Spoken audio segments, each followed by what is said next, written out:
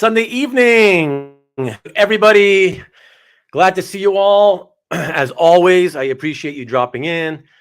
And for the rest of you stragglers who will be dropping in and didn't hear me say that, well, good to see you too. You'll have to see me say that I appreciate you if you rewind the show later. Let me see who is here tonight. We got, wow, you even beat Mr. Red Jack, #1 Marvel fan. What's up, sir? Good to see you. You know what? Let me show what we're going to refer to. I absolutely will do my best, and so will Mickey. We will do our best to try to entertain you, and so will the other guys, all our friends in the chat. So good to see you, sir. Thanks for dropping in. I appreciate it. Mr. Red Jack, of course, as always, thank you so much for the warm welcomes to everybody. And tonight, you did them 15 minutes before the show. Well, it took you 5 minutes to do all this, but I was going to ask you, you're heading to work. Okay, in a few minutes. Okay, cool, man. Thank you. I appreciate it as always. Thanks, bud. Have a good shift. And who else is here? Marcus. What a wild card weekend. Yeah. And now I hang out with the Legion of Mickey. There you go. And yeah, Marcus, did you watch the Jacksonville game? Like, that was crazy. What are the odds? That was so nutty, man. So nutty. But yeah, pretty wild weekend. And Mickey and I were just talking backstage about the game that just ended. Neither of us expecting that the Giants would be the winner of the game. Frankly, it wasn't that long ago. I never expected the Giants to actually make the playoffs. But you know, they're the Giants. What do you want from my life? Sorry to you New Yorkers. And there's my wife. Hello, honey. Good to see you. Thank you for the support as always. Jason, what's up, sir? Good to see you. And the Rickster, good evening to you, sir. And my longtime pal of mine, Comic Art Boston. Hello, afraid you cannot stay long.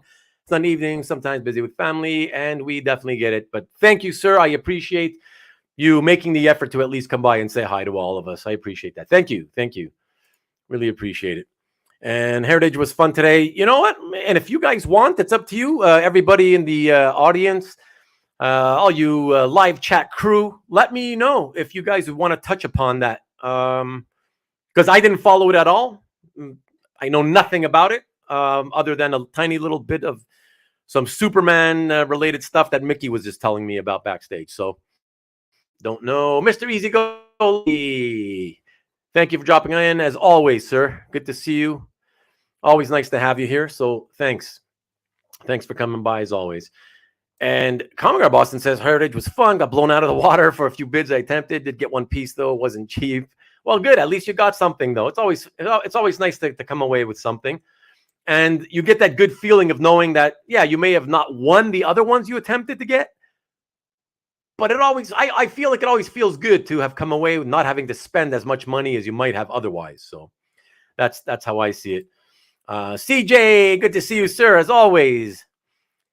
And who else is here? Nanya again, coming a regular.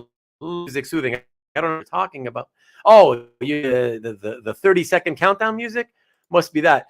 Jeff Wedding. Greetings, chatters. Go Bengals. Yeah. I'm okay if they win. We'll see. We'll see what happens with that. I'll be interested. Thank you, sir. Please hit the like if you can, everybody. I would really appreciate that. That would be the thumbs up icon for those of you who don't know. David Matheny, good to see you this evening, sir. Happy Sunday. Good to see you. And g'day, mate. All the way from down under as always, David Barr. Good to see you too, sir. Slacking off at work again as usual. 12-12. What are you talking about, Mikhail? 12-12. I'm not sure because I'm behind in the comments. But I'll see. Maybe it'll come to me. So glad to hear that, CJ. Okay. See the Jamorant dunk. Nope, I'm not a basketball guy. Kirk can't win the big one. Yeah, David. Okay, just saying hello. And what else? Cousin's not really a guy you can trust. Yeah, Stanley. Well, that's exciting. Always good to see you here, Stanley. So if you're excited, good. I'm excited too, and hopefully you'll enjoy seeing some art and chatting with Mickey. So, and I'm expecting you as always to be one of the guys who has some questions to throw Mickey's way too. Kirk did have the Minnesota Miracle one time. Yeah, you know what it is, Marcus? Kirk Cousins, he's from Michigan State. He played for Michigan State Spartans. Like, of course he's going to be like undependable. Right, Jason? Oh, you know I had to do that, Jason. You knew he laid a softball there for me, so I had to hit it out of the park. Come on. Comic actually absolutely agree. Exactly. So one piece I especially liked went for more than twice what I thought FMV. Wow, twice. Yeah, it's not that surprising these days. I miss the subjectivity of our hobby. Yeah, I feel you, my friend. I feel you for sure. Oh, thank you for clearing that up. Thank you. Yes, appreciate it. Please, anybody who hasn't hit the thumbs up, please hit it again. I'd appreciate that. Thank you. And yeah, he got 12 out of 12 wins on Heritage. He might have. You never know. So 4 out of 15. Thank you, sir. Thank you. Yeah, Jason. I'm just mentioning it. I'm just saying. And only for your benefit because I know you're here. But okay, everybody. So before I go on and blab, let's blab with Mickey. Let me bring in Mickey, everybody. And what's up, Mickey? Hey guys. Thank you for doing this, by the way. I appreciate it very much. Glad to be on. Okay, great. Excellent. Maki Poo. Hello, sir. Good to see you as always. I appreciate it. Hit the like button, please. And this, Jason, this is supposed to be an art show. It is an art show. It doesn't mean I can't make fun of a quarterback that played for your state college. Hey, listen, you graduated from there. You got your degree. You're doing well for yourself. You're all right. So I can make fun of that guy. JC Padilla, what is up, sir? Thanks for dropping in as always. All right. So yeah, we get started with a little talk. Let's here we go. We say a couple of hellos from CJ and another regular Comic Art Boston. Very nice of you. Thank you, guys. I was. Hi, CJ. I was thinking that we'd maybe start off. Like I always do. Always ask whoever hangs in the studio with me to maybe give a little bit of background, just for those. There's a lot of crossover audience, obviously, between the live. I get that, but not every. There's people that come and that's the only thing they watch every week, just for their benefit. Maybe I thought it would be nice to give a little bit of a background on your beginnings. How you discovered comic books to start with, and not your life story, obviously, but ultimately how that then made you discover art. That's what I'd like to know. It's how you ultimately discovered art for the first time, and sort of how you went from, oh, this is art, oh, that's interesting, and making your first purchase decision. That would be interesting to me, and I think to everybody else. Okay. All right. Well, let's see. I'll start at the beginning. I grew up in Guyana, South America, which was at the time British Guyana, and we used to get comics from U.S. and from Britain, and I had older cousins that used to read comics, and at a very young age, maybe 4 or 5, I would go over to their place and I would read comics. Now, I couldn't read much in those days, but I loved, looking at the pictures, trying to figure out the words. So I would say I probably taught myself to read from comics.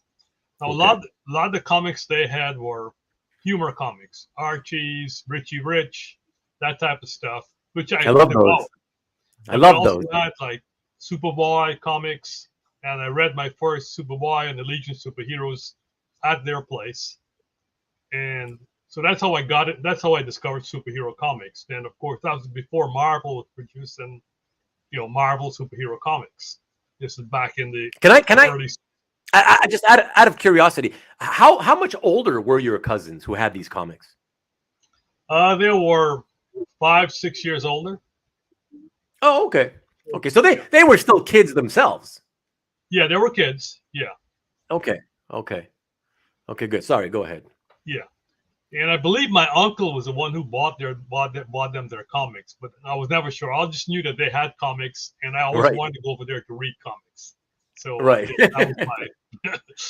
I would go over there just to read comics. I didn't care and, to and, play any games or anything else. and was their place just a hop, skip, jumping away from where you were? Yeah, it was 1 block away, Oh, just excellent. next street Okay. over. Yeah, Oh, so yeah, you could hang, you could go there as often as you pretty much wanted. correct. Yeah. Okay. Cool. Cool. So, so you got to. I have to flash forward now to when you go to art. I didn't discover art, I think, until it was like 1977. I was in New York, and Okay. I went to a New York comic convention just to buy comics. Can I just very quickly?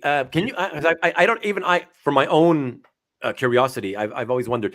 At what age did you come to America? Oh, I was 18 when I left Guyana. Oh, okay. So were you one of those? Where's one of those? I'm going there for college, a Yeah, university yeah. type thing? I actually went to Okay. Canada for college. I went to Calgary. You did? I didn't know that. Yeah, I went to University of Wow, Calgary. Yeah, Mickey, you're almost Canadian. almost. Yeah, I lived in Canada for 5 years. Wow, But my fantastic. parents had moved to New York in the meantime. Oh, So I in see. Okay. in the summertime, I went back to New York. And Oh, so I was in New York in 1977, and there was a creation convention downtown in New York at one of the big hotels there. So I went there to buy comics. And I saw, and I think it was Joe Rubenstein, okay. had this page of stuff he had just inked, and he was showing it to someone else. And I went, "Oh my God, I can't believe, what is that?" And I just listened in to him talking to somebody else and about it. And then I went upstairs, and there was Barry Windsor Smith upstairs, and he had Conan art. And I Wow. think it was for sale, but I had like $20 in my pocket, so Yeah. I didn't even know how much the art was. And I just remember looking at it and just like, wow, this is just spectacular. Yeah. I figured, and I was still in college. I didn't have any money to spend on stuff like art. But I gotta ask though, because I'm see, this is why I loved when people tell these stories. I always ask them to try to put dates on these events because it puts context to it, and then Yeah. I can put myself right. I place myself. Well, where was I in context of that time, right? And I'm thinking, my God, 1977. To have $20 in your pocket, even as an 18-year-old, yeah, you're not a kid per se, but $20 as a comic book fan when the comics were only 35 cents, $20 is a fortune to me. You know Yeah. what I mean? So maybe not enough for the artwork per se, but to go to a convention, that's a lot of money in your pocket. Yeah. Well, I was working that summer, so Okay. minimum wage, but minimum wage I think Yeah. was like $2.80 an hour or whatever it was back Yeah, then. yeah. Yeah. So I was making some money. Right, yeah, And for sure. so I went there to buy some comics, and I saw the comic art, and I went, "Whoa, this is something I'm interested in, but maybe later when I can afford it." Right. So Okay. And did I'm assuming though, I mean, by that point you're 18. I'm assuming you were already familiarized yourself, or you had already familiar with Barry Smith's Conan. oh yeah, I Okay. had Conan. I Oh, was collecting Conan at that time. I had Conan comics. I had all the Marvel comics, a lot of DC comics. So yeah, I used to go to okay. secondhand stores and buy comics at secondhand stores so I could have more comics. Okay. I really didn't care about the condition. I just wanted to read them. So Okay. Yeah, it was about, yeah, for sure. It was about reading. Yeah, that makes sense. So around 77. So you con, but before you went to that con, did you end up? And first of all, by the way, was that New York? yeah, that was New York. Was that was a New York con? Okay. And you were living where at that time? My In New parents were York? living in the Bronx. Yeah. My parents were living in the Bronx in New York. Because they were in the Bronx. Okay. Okay. Yeah. And so before going to that particular convention, had you already also discovered like a comic shop in New York or anywhere really? Yes, there was a couple of comic shops that I discovered actually later, not before that con, but later. Because after you go to that con, you see all these flyers for all these shops, and that's where I Right. discovered where the shops were. And there was Gotcha. there was Super Snipe. I found Super Snipe Gallery, which was up on the East End, and I went up there, and they actually had comic art for sale in that Right. right there, Right. and they Right. were $5 a page. What? I bought my first art from there. Now, Wow. when I got there, they didn't have any superhero art. Oh, They had a lot of other stuff. The only okay. thing I found was superhero. They had something from the Marvel preview comic, from Tigra the Werewoman. Was like from one of the black and white magazines. They had some pages from that issue, and that's what I bought. That was my first comic art purchase. Was from Super Snipe, five Oh, dollars a wow. page. Yeah, Wow. yeah, Okay. yeah. And do you still have that first purchase? No. I traded that away years ago to there Okay. was somebody on comic who collected Tigra, so I traded it Oh. away to them. Oh, I see. Okay. Okay. Yeah, I only Okay. bought that because it was the only superhero art they had I could find in there for $5 a piece. So Right. Right. Yeah. So something you can afford fairly easily at that time, anyways. right, Yeah. Okay. I was wondering, given the time, late 70s, I was wondering if you were going to say whether they might have had a massive selection of those DC, mystery war comics, mostly done by all the Filipino artists. I thought maybe that's what they might have gotten their hands on. well, they probably had that stuff, but I was looking for superhero art, so Right. I might have just passed over that stuff. Anything I saw wasn't superhero, I just kind of passed over, and then I found the Tigra page. And I went, aha, and that's what I got. Okay. It's funny. I have to bring it up. It's funny that you say Tigra, Yeah. where I'm a Tigra guy. Okay. Well, I don't know how you pronounce it. That's Yeah. I'm just, I no, I just find it's amusing to me because I remember from when I first got into the hobby, I said Tigra immediately because I figured Tigra, right? And but of course, like you, there was other people in my shop who would, half of them would be saying Tigra, the other half would be Tigra, and we'd have stupid arguments about like, no, it's Tigra, no, it's Tigra, come on. So it's just funny that there's still people after all these years that still will say it both ways. Yeah. Yeah. So I find that amusing, and so how long did you stay, or better yet, how long did you have access to Super Snipe comics before you got out of New York? Not often. I mean, I was only there for the summer. For the summers, right? Yeah. Yeah. And so, Yeah. and so I was there for a couple of summers. And then after I graduated college, I moved to Richmond. And then All Richmond right. is like a dead area for as far as comic, there was like a local comic conventions, but there was nothing else. And Wow. But but Richmond already had their own little Comic Con even back then in the late yeah, 70s. yeah, they had a little Wow. Comic Con, but there was, and actually, yeah, I went. In fact, I think the first Comic Con that I went in 1980, they had when I was in Richmond, they had a Comic Con where Gil Kane and Bob Layton were guests, Okay. and I met Gil Kane, but he had no art with him, and I wanted to really buy Gil Kane art, and he Oh, had no art, really? yeah, for sale. So you went there. By the time you went to that con in 1980, you Yeah, went with the intention of, hey, I want to buy art. correct. Wow. I started my job. I was making some money and was like, I had $100 in my pocket. I went Right. to that convention. I'm going, Gil Kane is there. I'm going to buy some Gil Kane art. And Gil Kane had no art for sale. Right. Bob Layton did have a few pages for sale. And so I bought art from Bob Layton instead. So that was my first real comic art purchase back then. Okay. And do you remember what pages they were from Bob? Yeah, I bought some Iron Man pages, which I later sold to Will Gabriel, and then I bought Oh, really? yeah, That's I fun. bought I bought an Iron Man cover that I traded away years ago, and I bought the Miss Marvel unpublished cover by Dave that was penciled by Dave Cockrum and inked by Bob Layton that was unpublished. I still have it. A cover from what? Miss Marvel. Oh, Miss Marvel. Oh, that Miss Marvel cover. Yeah. Okay. Yeah, Miss Marvel unpublished cover that I still have. Okay. Wow. So that's still one of your earlier ones. Yeah, that's one I really loved. It's like, okay, that one was never going to go anywhere. Yeah. Yeah.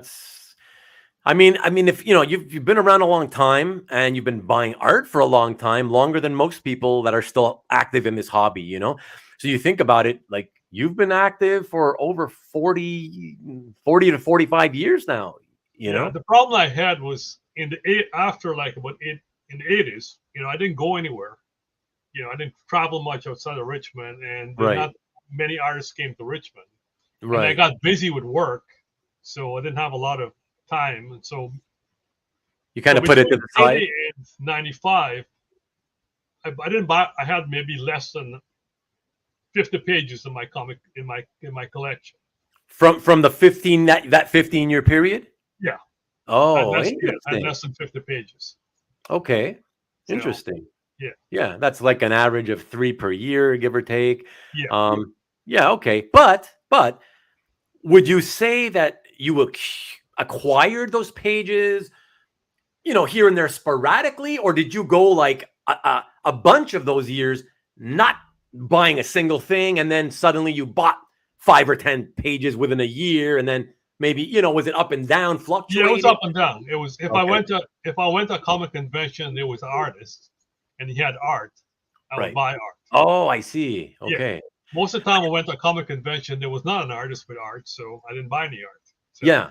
But is that to say that the Richmond Con didn't always have artists as guests at every con they did? Yeah, that's correct. Oh, interesting.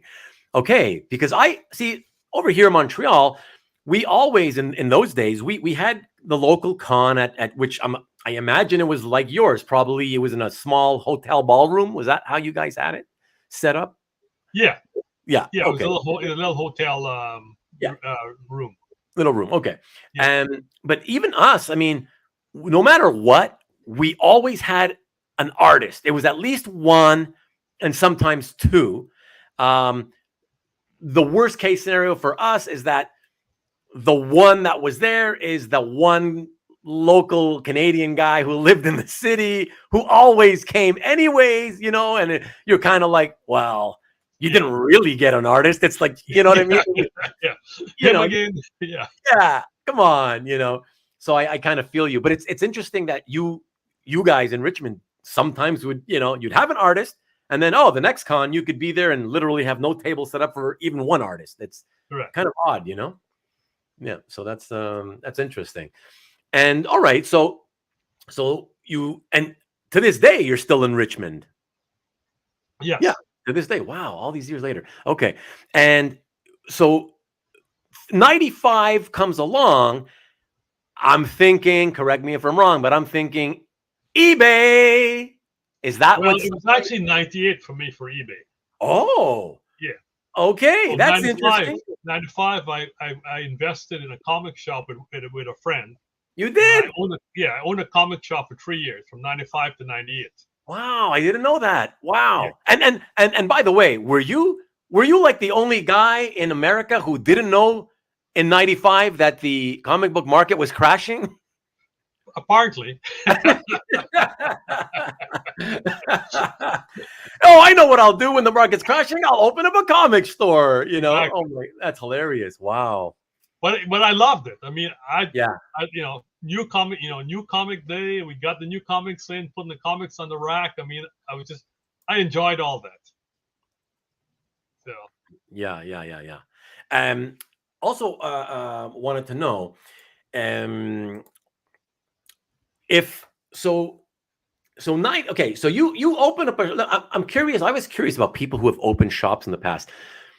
Let's say, I mean, obviously at that point, you're what? Did you graduate in 80? Yes. Yeah. Okay. So at that point, you're like 15 years into your career. Right. Can I assume, do I assume correctly when I say that even had the store been supremely successful, you never would have decided, hey, you know what? I'm gonna stop my career and make my career the comic store. You probably for you it was probably always, no matter what, it was always gonna be your side thing.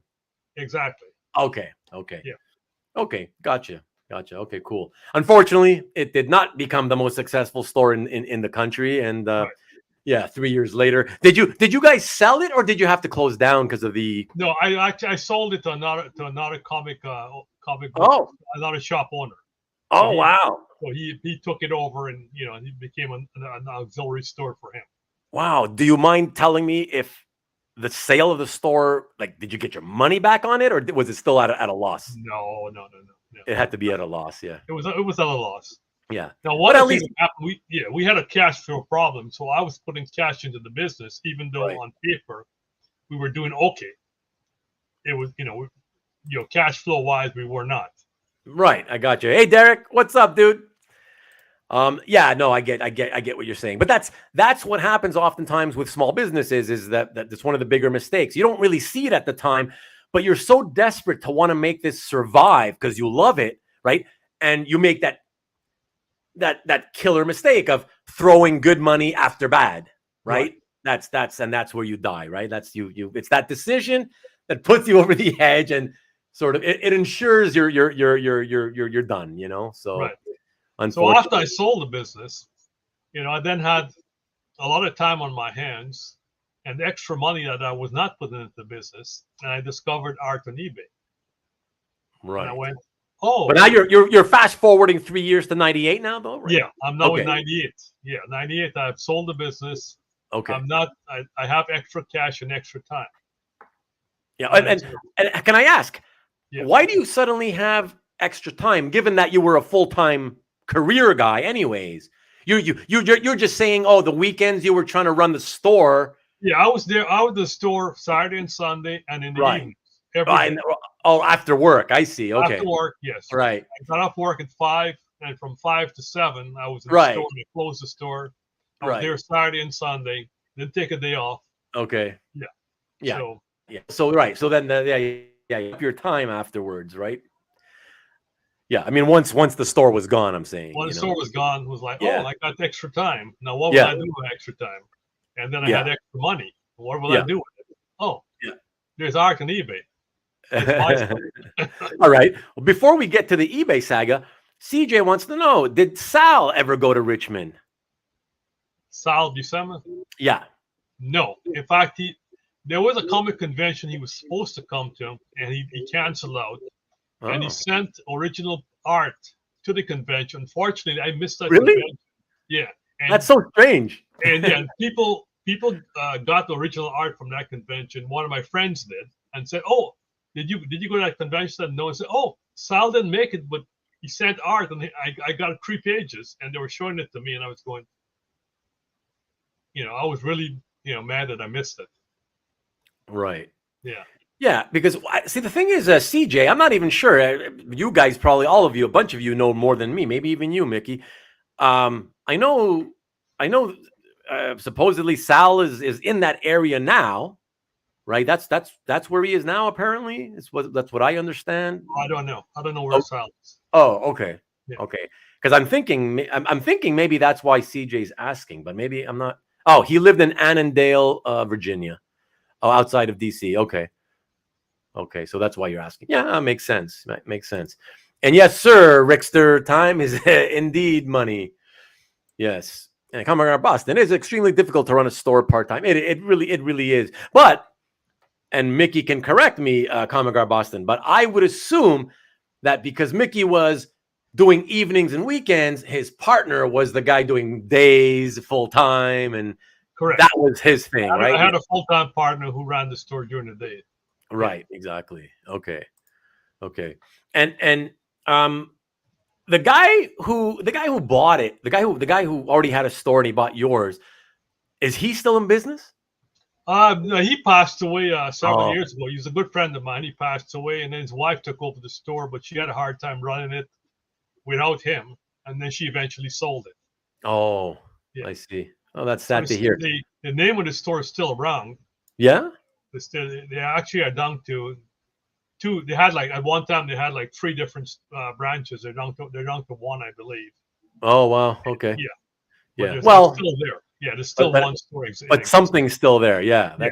That's amazing. Kudos to them. I mean, that to be able to survive, through all the ups and downs of this industry and still be around all these decades later, it's really like you got to give it to everybody who has survived that long. Yeah, Marcus is saying buy it back. I saw that. No, Marcus. Oh, yeah. Why would he want to pay for a million headaches, Marcus?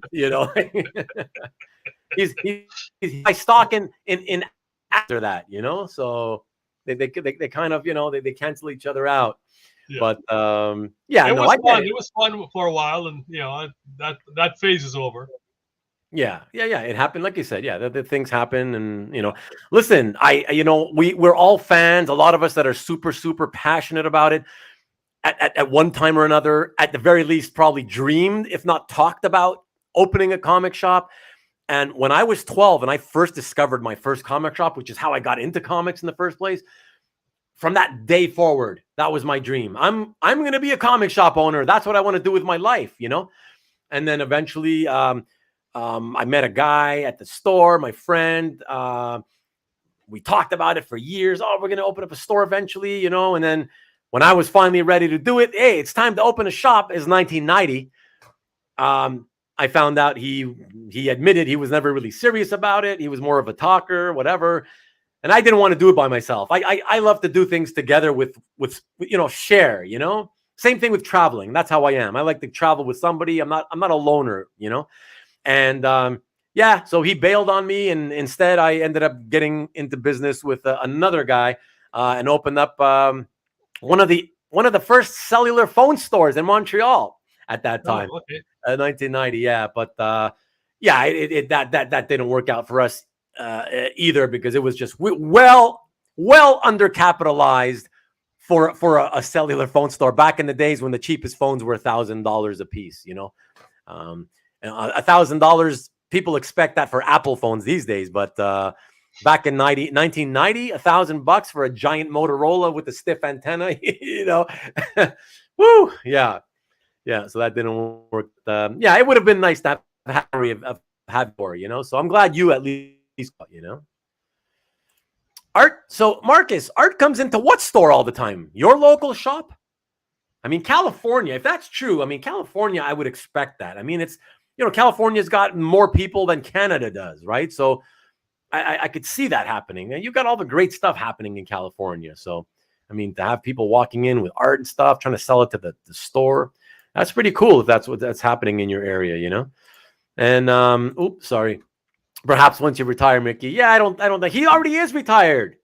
I hope I didn't spill the beans. You told me a few years ago, so I figured it's okay. Yeah, I retired in actually 2018. Oh, 2018. Okay. Yeah. So it's I'm hitting my 5th year of retirement. Yeah. Wow. Nice. And how's it going, by the way? Oh, pretty good. Yeah, you're enjoying it. I'm enjoying it. I just haven't done all the things I thought I would have done. Really? Yeah. Oh, you've got the things on the list, but you just haven't been getting around to doing them. Exactly. I got all the things on the list. I just haven't got around to doing them. All my plans. Of course, I plan to travel a bit. Of course, the pandemic took care of some of that. Well, that put everybody's plans back a few years, in many ways. So yeah, that's completely understandable. I hope to make a trip to England this year. So. Oh yeah. Yeah. That's this 2023. Yeah. Okay. I'm planning to go in May. Oh, nice. Okay. Well, you got to start looking for flights already and scoping out flights right now. Yeah. Okay. What are the general prices at the moment? Somewhere between 1,000, 1,200. Okay. Yeah. The flights just going anywhere, it's so much more expensive. I feel now, Yeah, it's a good thing. I hate flying. Yeah, I just hate flying. I don't like air travel. Any aspect of air travel at all. So, yeah, for me, it's just like it's a good thing that I don't like it, because otherwise I'd be frustrated at all the money I have to keep spending at these crazy prices that I've been quoted for, like going from here to there, and Like places I used to go places where I used to go to the American Midwest and the American Northeast. Like for me, they used to cost like, I want to say between $300 and $400 for a ticket. Now it's like 750, 800. You know, it's like what? And I don't even like to fly, so you're not doing anything to entice me to actually go and fly. You know what I mean? So that's the crazy thing about it. You know, it's very, very, very nutty. But okay, so you know what? We left off at your discovery of eBay, which is really cool. But before you get into that, because I want to get into that, and we'll talk a little bit about that, because those early days on eBay were fun. But before we do that, why don't we first show these fellas in the live chat and those people watching on Rewind, who I love and really appreciate as well, a little bit of art. And then we'll get back to the story. Okay? Cool. All right, everybody. Let's look at some art. And by the way, Miki doesn't know. See, let me. You guys know in the chat. You guys know I like to yank people's chains. So I'm gonna do it to Miki now. I gotta say this out loud. Miki, in the middle of the week, I had asked him, "Hey, send me some scans. I'll make some slides for the art." And then he got back to me and he says, "Oh, I forgot all about this." So I had to go and do it. I had to do all the work. So I just want you guys to know, if you go to Miki's gallery, by the way, it's down below in the description. You can click on it right now if you want to. But I just want you guys to know, he's got a billion things in there. It still took me 2 hours to select and make the slides. So don't be expecting, these are going to be, the best pieces Miki has. No, I looked at so much stuff. I was just like, okay, I started at a certain point. I had to just start picking things out because otherwise I would have been there for 8 hours. So, but it's fun stuff anyways. And I hope you guys like it. And it's a surprise. I never told Miki what I actually picked out. So he'll be seeing what I picked right now as I show this stuff. Okay. Yeah. Hopefully I remember something about it. Well, listen, you can don't forget, you can talk about the art itself, what you like about it, whatever, or if you have a story about, I remember where I got that or how I got, whatever, right? It doesn't matter. It's all cool and chill. So whatever comes to mind, Surprise me. Okay. And hold on a second. What do you say? The grinder for content. Nice, CJ. You secretly enjoyed the experience. Which experience was that? My failing of the cellular phone store? Yeah. Hart. Hey, Hart. Good evening, sir. Good to see you drop in. He calls you a slacker. Yeah. I don't know. I don't know if I'd ever call Miki a slacker with a long career as he's had an attempt at a comic book shop just as the market was crashing. It's not what I would call him, but that's cool. Hold on before I get to that. The first piece of art. There you go. Comic Art Boston says it is a joy to browse your calf gallery, Miki. Thank you, Comic Art Boston. You have a great gallery, by the way. I browsed yours. Yeah, he does. Yeah. He's always very complimentary. Is super nice, gentlemanly person that he is. But you start telling him nice things about him, and he's gonna start typing, "Stop it! Don't embarrass me." He's done it many times on my shows, so I'm waiting for it to happen again. Hey, Tariq, what's up, buddy? Out in Cali, join late. No, all is well. Thank you very much. Hope all is well with you too. I hope you can stick around a little bit, but if not, thanks for coming in and saying hi anyways. Appreciate it. Hart says, Miki, what was the name of your shop going to be? No, what was it? Hart, he actually opened it. It lasted 3 years, so it had a name. Yeah, it was called James River Comics. James River Comics? Yeah, the James River runs through the James River. Yeah. Okay. Yeah, running through there. Okay. That makes sense.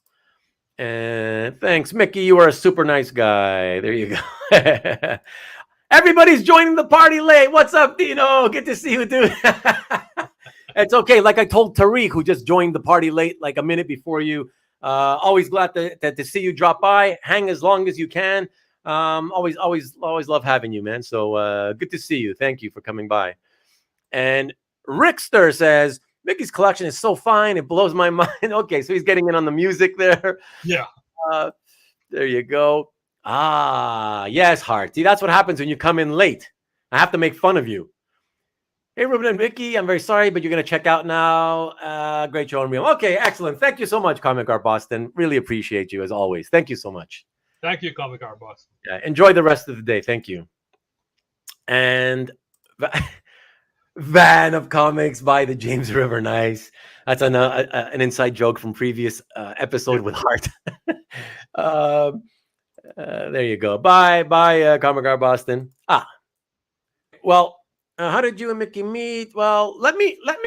Okay, well, I mean, I don't even remember the time. It was probably San Diego. Yeah, San Diego. So back, because I used to travel to all the big shows back then. So we probably met up at San Diego. That was probably the first time. I don't really remember what the first year would have been, because I know my first year, 2001. I believe we met the year that the first year I went. Believe it or not, everybody, I set up. I actually set up as a dealer with a booth. The first time I ever went there. Right. So you were there that year. I remember. Yes. Okay. Yes, exactly. So that would have been our first time meeting. Although we had known each other, Stanley, from in those days, the community stayed in contact with each other through a Yahoo. Yahoo used to have groups. Yeah, Comic Art. Comics Dackle. And so we were members of that. So we knew each other talking through that. So it's probably from the 80s, So it's 23-ish years that we've known each other. Hart, come on, man. Yeah, exactly. What's that feelings? You're too busy drowning your alcohol probably right now. Anyways. Let's look at some art. That's some art now. Okay, yes, too much stuff. Hey, Caesar, good to see you, sir. Hope you hang around a little bit. By the way, this 49ers, what's up? What's up with Mr. Irrelevant? I love stories like that. Like, what's that guy doing? The last guy picked in the draft, he's taking these guys to the playoffs. Like, awesome, love it. Awesome, so cool. Okay, so I did not hitchhike. I did always hate travel by plane. But believe me, I took my 2 flights to San Diego, had to deal with customs and all those idiots and all the trouble and whatever. But okay, so exactly, Mickey. Absolutely. They are absolutely killing it. Okay, so let's take a look at the first piece of art, everybody. It'll be a surprise to everybody. Oh, but no surprise to me. Superboy number 64. My God, who could have drawn this one? Oh, it's not Ron Lim, people. No, sorry, it was a mistake.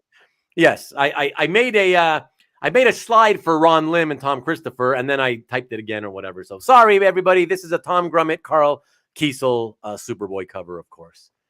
Any memories on this one, Mickey? I think I bought this off eBay.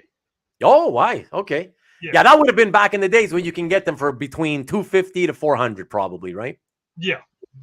Somewhere around 300. I think I paid for this one. Okay. And of course, you got every version of Superboy you can think of. Yeah. And even a female version of Superboy. Yeah. And Crypto. Yeah, so, Crypto, the original Superboy, which you told me your main, or through the comments on CAF for this page, you told me that your main reason for wanting it was because it has the original Superboy plus Crypto. Correct. Yeah. Okay. But is it safe to say that even if it didn't have those 2 characters, this is still something you would have bid on, right? Oh yeah, I would have bid on this. Yeah. Oh, even if it didn't have those, but because it had those 2, I was going to bid a little bit more than I normally would. Yeah, sure. Makes sense. Totally. Okay. Yeah. The one thing about this cover, I like it. I love it. Like when I I have your scan in on my hard drive, and when I pull it up to look at it, it looks great when I'm looking at the art. When you put it side by side here, it kind of reminds me and makes me think like, oh, this is one of those examples, one of the rare examples, in my opinion, where the color actually helps. because it helps to separate all the different Superboy characters. Whereas when you're looking at the original, because of the fact that a lot of their costumes don't have a lot of black on them, they don't stand out, so they blend into the background more. Correct. Yeah. So in this case, the color does help to distinguish all the characters from each other, you know. But yeah, really, really love it, like you said, because of all the different versions of Superboy, and especially, I don't even know, I can't remember his name, but the one right at the bottom with his back to us, like, I'm sure it was based on Prince Valiant, right? Yeah, I don't even remember his name either. Yeah. But it's just so cool that it's like a derivative of Prince Valiant. So very, very cool. Okay, that was fun. All right, let me just quickly see what people are saying all aboard the band van. Okay, more with the jokes again. Yeah, cover's giving you hypertension. Was a good really good storyline, right? Harper Time. Yeah, I love that. I love that storyline. That was a great storyline. Yeah, that's arguably could be even the best storyline of the series. Like, was really good, really fun, you know. Doesn't have that bubble. Dark Orb gets lost in the Dark Orb gets lost in the published version. Yeah, well, like I said, a lot. The orb gets right. It's pushed back because of how the coloring scheme is, right? But in order to do that, it brought out the characters, you know, the million Superboy characters. So that's the more important thing. So it makes sense that they did it that way, you know. Robin the Hood. Okay, cool. Let's take a look at another piece, shall we? Sure. And for this one, this will be a no surprise to anybody. Perhaps the artist will, but not the characters. What memories come to mind when I show you this? Oh yeah. Yeah. I met Terry Shoemaker in San Diego, and he had this cover with him, and it's the only Legion cover he had. And the time. What year would that have been? Oh, this would have been very early. This would have been like 2002, maybe. Oh, wow. It was the first San Diego convention that he went to. And he didn't want to sell it. Yeah, you think about it. 2002, to still have that in his possession, I would have. Oh, he didn't. He had a lot of his art. He didn't sell a lot of his art until he came to San Diego that year. Oh, that's all his art. Yeah. And he Okay. didn't want to sell this one. And actually, he did not sell it to me then. You know, and I made him promise if he ever decided to sell it, he'd sell it to me. And many years later, he reached out to me and said he was willing to sell it. And I made him an offer, and he accepted it. Oh, that's really cool. It's great that he kept his word, because that doesn't often happen, you know? No, yeah. Terry was very good. And actually, years before that, he'd asked me how much I thought the cover was worth, and I gave him a number. And then years later, that's when he came back and he said he was willing to sell it. So then I gave him a number that was a little bit higher than the number I gave him previously, and he accepted that. Okay. Marcus is asking a question that I actually had in my head, but I wasn't gonna actually ask. Did you even think to ask him, hey, but why even bring it here if you don't want to sell it? You know? I did ask him that.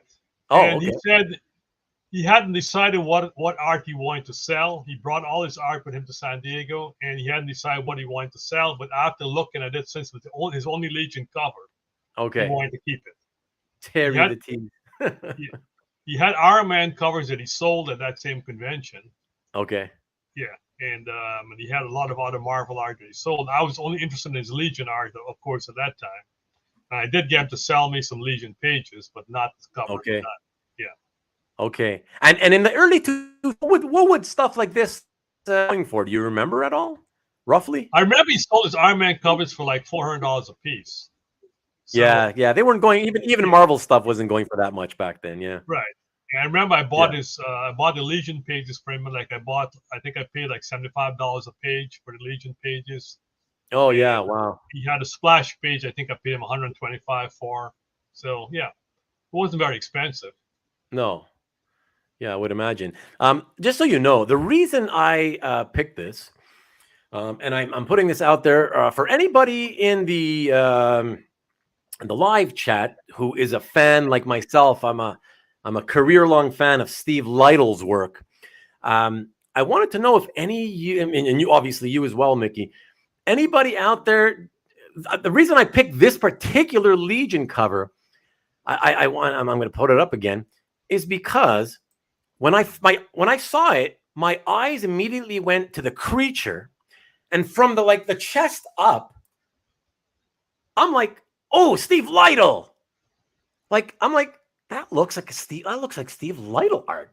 I don't know if anybody else sees that, if anybody really knows Steve's work very well, but I looked at that and I was like, oh, Steve Lytle. But then, of course, as my eyes shifted to the right and looked, at the other characters, I was like, okay, that's definitely not Steve Lytle. And yeah, it's obviously Terry Schumacher. But yeah, it just kind of something that just popped out at me, and just thought I'd mention it just out of curiosity to see if anybody else noticed it, Well, it's entirely possible that that he was challenging Steve Lytle, because Terry had just started drawing comic art when he did this cover. I think this might have been only the second or third cover he ever did. So yeah. Oh, Tariq, you're with me, baby. Somebody supporting me. Yes, sir. Yes, I see that. Okay, awesome, man. Way to go. I appreciate it. Yeah. And hold on a second. Let me put that away and go back here. Look at Caesar. Shit, I forgot about the heritage auction. Caesar, my feeling is that you're not going to be winning tonight. That I mean, call me crazy, but poor guy. And what he's saying here, we all know that's of him not wanting to sell it. I bring it with me, don't really want to sell it. No, you know what it is, Caesar? I've met guys like artists like that, where they truly have never really sold their art before, so they have no reason to know what it's worth, and so they do kind of bring it somewhere where they're hoping they'll talk to fans who might sort of be honest with them and tell them what they think it might be worth. They're just looking for an idea, get a ballpark of some sort, because they really, like in those days, if the cover might have been worth anywhere from $250 to $400, for example. I mean, these guys, if they've never sold their art before, you got to remember, they may be thinking it's worth, I don't know, $50, maybe 50, 25, 100, like, you know what I mean? So you just don't know until you get a little bit of familiarity with it. And okay, from there, you can kind of, then after that, once you've familiarized yourself a little bit, then you can maybe be accused, if you keep doing that, of sort of playing the game and just wanting people to, tease them and hope that they come to you with an outrageous offer or something like that, But I legit think that, that he just didn't know what the hell he was doing, and kind of was hoping to get some fans' input, So, okay, playing hard to get. Yeah, no, I don't think he's playing hard to get. And there's another guy. Yes, it does look like Steve Lytle. Yeah, there you go. Yeah, at first, exactly. That's my point, Tariq. At first glance, that's what I said. My eye was caught by the monster. That's what caught my eye first, and I was like, "Oh, Lytle cover!"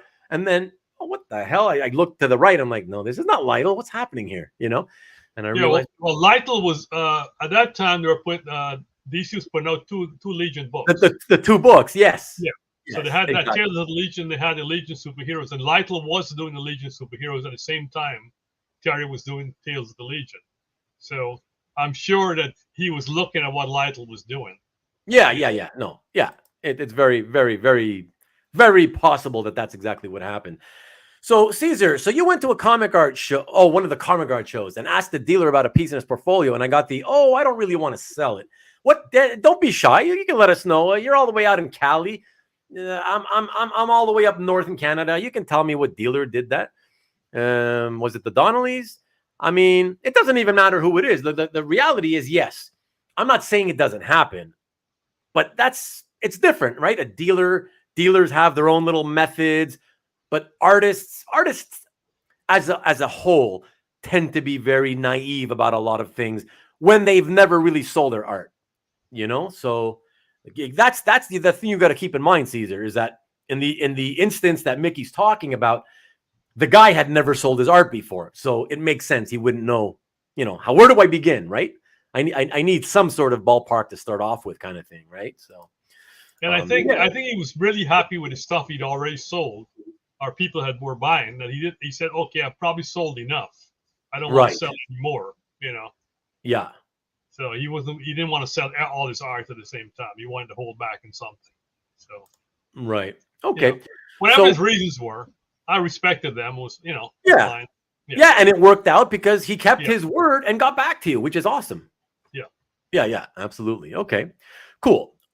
All right, guys, let us look at one more, and then we will get back to getting Mickey to tell us about his experiences when he first discovered eBay in '98. Okay. Let us show this one. And speaking of Steve Lytle, sorry, but I had to do this. I had to do this. Oh my God, my favorite, or one of my favorite cover artists of the '80s, of the entire decade. Yeah, so it was just, and I just don't see enough of these throughout my entire time in the hobby. I've just not seen many, so I'm just thrilled to see anytime I get a chance to. So, any memories this sparks, Mickey? Oh, this one was an eBay purchase. It was on Nice. eBay, and it was. I don't remember what year I put it in my gallery, but I put it in my gallery almost after immediately after I bought it. So it's Okay. probably like 10, 12 years ago on eBay. I bought it. Okay. Nice. Yeah, and it just I saw it and was like, okay, I'm getting that, and I'm going to, I'm going to outbid everybody on it. So that's what I did. Cool. I would gather to say that even, yeah, because you think about it, my God, time flies. It's unbelievable how fast it flies. So 10, 12 years ago, we're still in the basically the 2010s. I would gather to say that even back then, this would have already have hit the 4-digit range, right? Yeah, I Yeah. remember bidding over $2,000 on it, and I got it for less than that. It was, Oh, okay. yeah. I Okay. do not Yeah. remember the exact amount, but I remember I bid over 2,000 on it. Okay, yeah, no, but that's fantastic. That's still, even for that time period, that seems very, very reasonable. Now, okay, mind you, I'm sure some of the other Legion fans were probably thinking, like, the way that everybody thinks about these things, right? Oh, look, a Lytle Legion cover. Yeah, but it's only got 2 characters and really only one, and you don't see much of her. Right. That whole thing, right? So, but yeah, it's they're few and far between. So you get them whenever you can, and then the fact that it doesn't have like a bunch of team members, you get it for a reasonable price. So Well, I think yeah, there's actually 3 of them on that cover.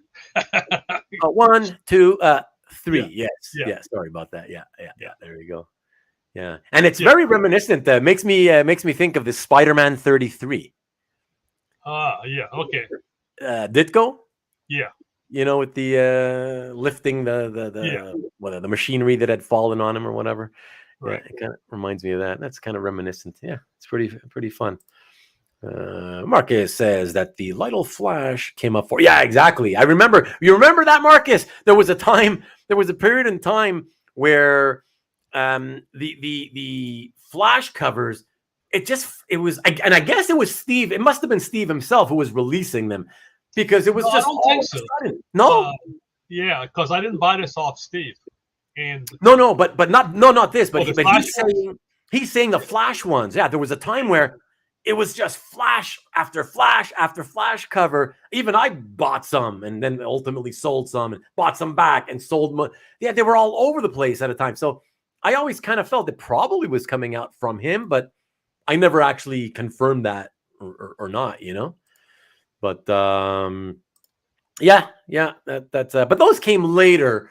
And it was a time where he had begun experimenting and changing up his style a little bit. I was still a fan, just not as much as the Legion stuff he was doing, Right. And let me hey Tony, what's up, brother? Most of you guys don't know Tony, but Tony is going to be my guest in I don't know, 3 weeks from now, I believe it is. So yeah, that'll be exciting. You guys get to meet somebody new, or most of you get to meet somebody new you're not familiar with. So that'll be fun. Good to see you, sir. Thanks for dropping in, man. Flash mob. Yeah, exactly. So I was going to ask you a question, but let me take one from. So did Mickey ever buy pieces he personally loved, but were a super bargain? I would say getting back to the eBay experience, yes. When I first got on eBay, I was just like, I wanted everything, and so I was looking for the bargains, what I could get that was a good buy, and then later I decided to focus. It's like, okay, I'm buying too much art. I need to focus, and then I started to focus. But in the beginning, yeah, I was just buying anything I saw that I thought was super at a good price. I would buy it. I think I wanted to deal with Glasshouse Graphics, where I bought like a bunch of pages for a fixed price. Yeah, with David Campbell, without ever seeing the pages. He just said, I have these pages by these artists, and I want this price for all these pages. And I said, sure, and I bought it. I didn't even know what was on the page. Never saw any of that until I got the art. But was it Legion related? No, it was but it was Ed Benez, Mike Deodato. Oh, you know, but you knew at least what titles they were from. I knew what titles. It was Elektra, the Hulk, Thunderbolts. You know. Okay. Avengers. Board of Marvel art by these Brazilian artists who had just come into the business at that time, and he was repping. So I bought a bunch of those pages, and I think I sold and traded about half of them away. I still got a bunch of them left. Yeah. Caesar says that his best score on eBay was a Lytle Legion cover. Very cool. Too high now. Bought it to flip it. He bought it to flip it, but he still owns it. Oh, that's awesome, man. We should that's talk. Nice, right? Maybe it's time to flip. Flip it to me for a sight unseen to $3,000. Sight unseen. I don't know what cover it is. That's but no, I'd rather make it any Legion Lytle cover. Is it good price for me or good price for anybody who decides to sell to me? Yeah.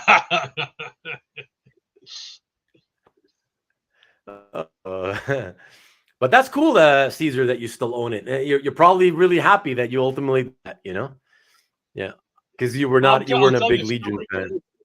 Yeah, this is a story of a friend of mine went to a convention, saw a Legion cover. He called me up and said, "Are you interested in this cover?" I said, "Yes, buy it for me."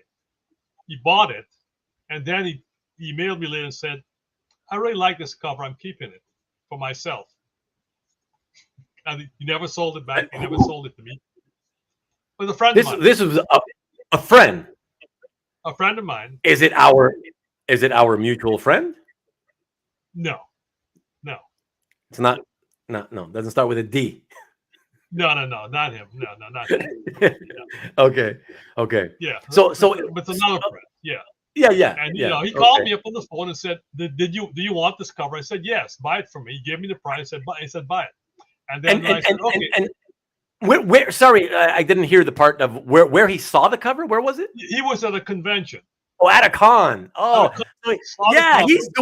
He's doing what a lot of guys do. Like, you get on the phone right away. Hey, dude, just so you know, I'm at the table of this guy's table or whatever. He's got this cover. I'm saying, you interested? You want it? It's this much money. Yeah. Buy it. All right, I'll get you. And then he buys it and keeps it for himself. Yes. Right? Yeah. So be honest with all of us. Were you really pissed? Because he betrayed. He went back on his honest. Yeah, I was pissed for a while. And then I kind of calmed down. Immediately. Well, sure. Yeah. With time, right? You get over things, with time. But at the time that it happens, you're just like, oh, you mother. Yeah. Because that's not cool, people. If any in the live chat crew do that sort of thing, naughty, shame on you. Don't do that. That is not the way to create a trusting friendship. But anyways, let's move on from that. Marcus says you can buy something for 150 and sell it a month later for 300. Sure you can. Yes. I don't know what you're referring to in specific, but that's what flipping is. That's Put your dolphins, dolphin emojis. Tariq makes a point that I'm a fan of the Lytle cover on a classic X-Men. Well, yeah, killer. No kidding. See, I got to say, like what Caesar was saying, Caesar says he had bought it to flip because he was like me. He was a Lytle fan. He wasn't big into Legion. Same with me. They didn't really know anything about Legion. I always wanted to like Legion and get into it, but limited funds. I never, it took forever before I ever tried reading Legion. But I always loved looking at the costumes and, because they always had cool costumes and stuff. And then Legion of Superheroes always sounds so cool, But yeah, I totally get that. I absolutely would have done the same thing as you, Caesar. I would have gone for it, even though I hadn't been reading Legion, just because I was a lover of Steve Lytle's art. And on Legion, it looked fantastic. I just love that stuff, And yeah, when he jumped on Classic X-Men, oh my God, that stuff was just brilliant. I actually thought that cover run was going to make him like explode in popularity and make him become this hot name in the business. And it never did. I never understood why. But now, of course, everybody pays up a lot for everything. But some classic X-Men covers have sold for like $40K or something like that, like from Steve Lytle, So yeah, it's pretty wild. Never would have imagined that happening. Jason says, Mickey, did an eBay purchase ever go bad? And if so, what advice, lesson learned would you pass on to others? Yes, Rick. Check others. Check their feedback first before you ever bid on anybody. I don't think all my eBay purchases, I may have only had 2 gone bad. One where the seller just disappeared completely and never sent me the stuff. And then another time when the person said they were selling art, but they sold the print. Those are the only 2 things I can remember that on eBay. And I bought thousands of stuff on eBay. And there was only had 2 bad experiences I can recall. Okay, good. And that's whatever. What is it going on? 24 years or whatever for you, or 25, 24, 25 years. Yeah. So that's a good track record, Yeah. And it looked like. Sorry, go ahead. Yeah, I was going to say that looking at feedback, I remember not bidding on eBay if there was somebody that had 0 feedback. I went, no. Yeah. Unless it was like $20 or something like that. Yeah. Risk, right. It's that you have to gauge the risk reward ratio, right? Yeah, exactly. Everybody knows it's pretty much common sense, I just wanted to highlight first of all, hi Rule Cat. Thank you for dropping in. I don't think I know you. I've never heard of your seen your name in my chats. Let me know if this is the first you've ever been here? And also let me know, do we know each other? Because it's always awkward when a name I've never, somebody who actually knows me, but I don't know you because you're using some weird name. Let me know if we know each other. And if not, how did you find my channel? Let me know. I appreciate you. Very cool, man. And yeah, that's the point. Exactly. That's how you find out how your true friends are. With the whole thing about hey, you want me to for you? I'm at a con. Sure.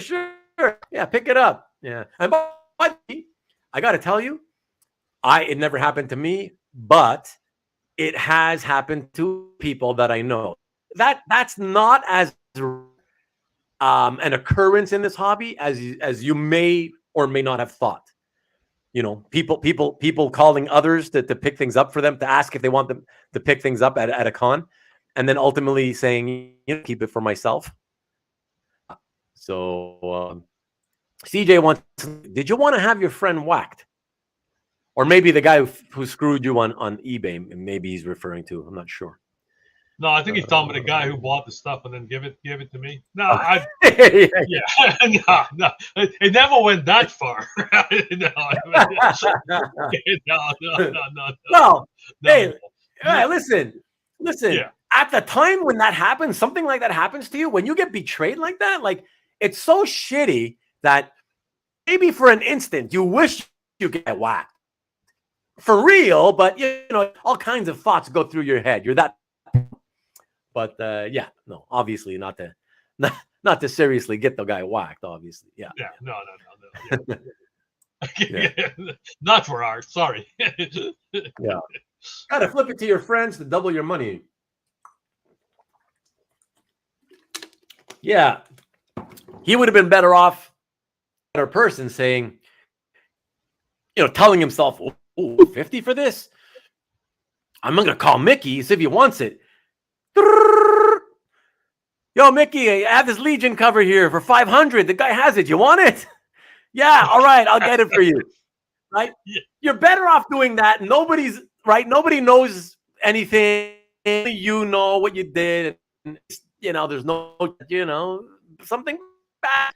At Yeah, least do it that way. that's perfectly reasonable because So what if you turn a profit? If you call the guy and he said, "Yeah, I'll pay that for it," and you make a profit, well, you know.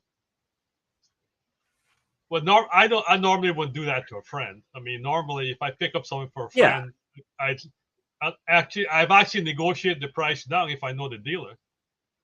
In some Okay. cases I've gotten, I've told a friend, "Oh, this cover's 1,000. You want it?" And they said, "Yeah." And I said, then I go back to the deal and go, "Can you do anything better than that?" And they go, "Yeah, maybe I could do 900." I said, "Okay, sold." And then I give it to my friends, and he gave me 1,000. I gave him back 100. Said, "Yeah, it was only 900." So, Right. so I've done that. Right. If you're, Excuse if me. it's a Yeah. friend, it's a friend. Yeah. Yeah. Exactly. Exactly. So, Marcus makes a good point, right? He goes, as at that time, in terms of when he said earlier, you could flip it to a friend, because new people were learning. Everybody was just kind of learning the internet and how to get on the net and discovering eBay at a rapid pace, right? Signing in, yeah, everybody was discovering and signing up for eBay so quickly. So of course, easy in those days that you could have bought and just flipped to the next guy, and you could have easily for sure. Now Hart obviously wants him to sell. Marcus, sell me the old pages at old eBay day prices. I promise to sell it back to you. Yeah. But you see, he's very swift. Marcus is a very, very clever man. He's got a commission spot in line from back then to sell him. There you go. Hart, suck on that one, baby. Oh man. That's another little inside joke from a past show, because Hart has had we did a roundtable with 4 guys all about art collectively, and Hart revealed in the live chat to everyone that he's a big commission collector, and that he had over 100 commission experiences, and approximately 25% went bad. Yeah, and so that's kind of the little joke that he's making on him. Yes, Hart, you want to know what you're considering taking from that 1999 commission spot that you're still waiting on. That is so funny. Okay. Your friend. Yeah, exactly. Can prearrange a flip before he buys. Exactly. That's the whole point. Okay, so guys, let us take a look at pieces of art. Shall we make with that? sure. Okay, let's take a look at that. Let me jump in. What do we have next? What did I pick here? 1, 3. All right. Oh yeah. I wanted to show this simply because Iranga had recently been posting some Gary Frank art from this Hulk run in his gallery this past or last week, and then it reminded me of that, and I said, okay, I gotta get Mickey. We all know why you bought this page, so tell us, Mickey. Tell us all about how much you love. We all know and love the beautiful, sexy Hepzibah from the Starjammers. Tell us all about it. Nope. The only reason I bought this is because it has a Silver Surfer. You take a Silver Surfer off this page, and I would have passed it by. That's People, do you believe what he's saying? He wants that guy in the background who's doing this with fire coming out of his eyes, whatever. I don't know what's happening there. He wants us to believe he doesn't love Hepzibah of the Starjammers. I don't know about that, but yeah, I have a hard time believing it. But okay, tell us about that guy in the background. Yeah. Yeah. I remember reading the first, first issue of Silver Surfer #1 by John Buscema, and that was my favorite series when that came out, and I was captivated by the Surfer. And it's like, and of course, Yeah. I only had like one page by John Buscema from that series because even back in 2000, John Buscema art from that series was expensive. Yes, it was. Yes. Yeah, it was. It was just Yes. hard to get. And Yeah. so I contented myself by getting every other Silver Surfer page that had a good depiction of Silver Surfer on it that I could afford. And I Yeah. lucked into this one. It was, another eBay purchase. Yeah. Oh, another eBay. Okay, cool. That worked out for you. eBay That's a nice eBay purchase. No, it does not hurt that Hepzibah is leaning forward. You dirty dog. You dirty dog, Tariq. Yes, but you know as well as I do, Tariq, that's basically the real secret of the page. It's Hepzibah. It's not about Surfer. Who cares about Surfer? It's all about Hepzibah of the Starjammers. And yes, Hart, I was literally, as I was kept looking at it, and just as I spotted your message, I was thinking the same thing myself. He has a he is the big package. Yeah. Silver Surfer is the total package. Let's just say that. Yes. He is absolutely the total package. The big board. Exactly. There you go. No, but it's kind of nice that she's on the page. I think it helped. It adds some ambience to the page. It's kind of nice. Absolutely. Yeah, absolutely. Obviously, you're not buying it for Hepzibah, but it's a really nice image of her, and she's a kind of a cool looking character. So it's an added bonus. It doesn't add value per se. It's just a nice, it brings the whole. And I actually don't have a lot of Gary Frank art. Oh, nice. Okay. Nice to get that. Yeah. Okay. Excellent. So. Okay. All right. You. All right. You animal. Derek, what's up, Derek? The Power Cosmic package. Okay, everybody. Okay, now I don't think you're ever going to be able to look at that page again, Mickey, without noticing the package. I know. Yeah. But it is a top-notch Gary Frank page from that era, certainly. And that, thank you so much. Yes, I always forget, but thank you so much, Mr. E. That's very kind of you. Yeah, please, you guys can hit the line if you haven't done so already. Please appreciate if you could do that. That would be so very, very nice. I from here how many there are, but yeah, I would appreciate it. It's a wonderful page. It really is. Yeah, absolutely. Yeah, that's why I picked it. So, but Mickey, I wanted to ask you, what's your view in terms of Gary Frank? You got the, what I'll call the Hulk era style part of this, and then you got style he's been using for, I don't know, the last 15 years, the stuff that whatever it looks like now. Where do you lie in your own personal tastes? I don't know. Frank has never been one of my top artists. I mean, he's a great artist, but he's never one of the artists I went specifically after. If there was a Gary Frank Supergirl page, I would look at that. Gary Frank doing Silver Surfer, I'd look at that, but I never went out specifically looking for Gary Frank art. So I'm not an expert in Gary Frank's art in any way. Oh, okay. Yeah. No worries. That's good. No, I appreciate having conversations with people who can be frank about it. Instead, what a lot of people do is they try to, he's got me on the spot. I'm going to have to pretend I know all about Gary Frank's art now and start, there's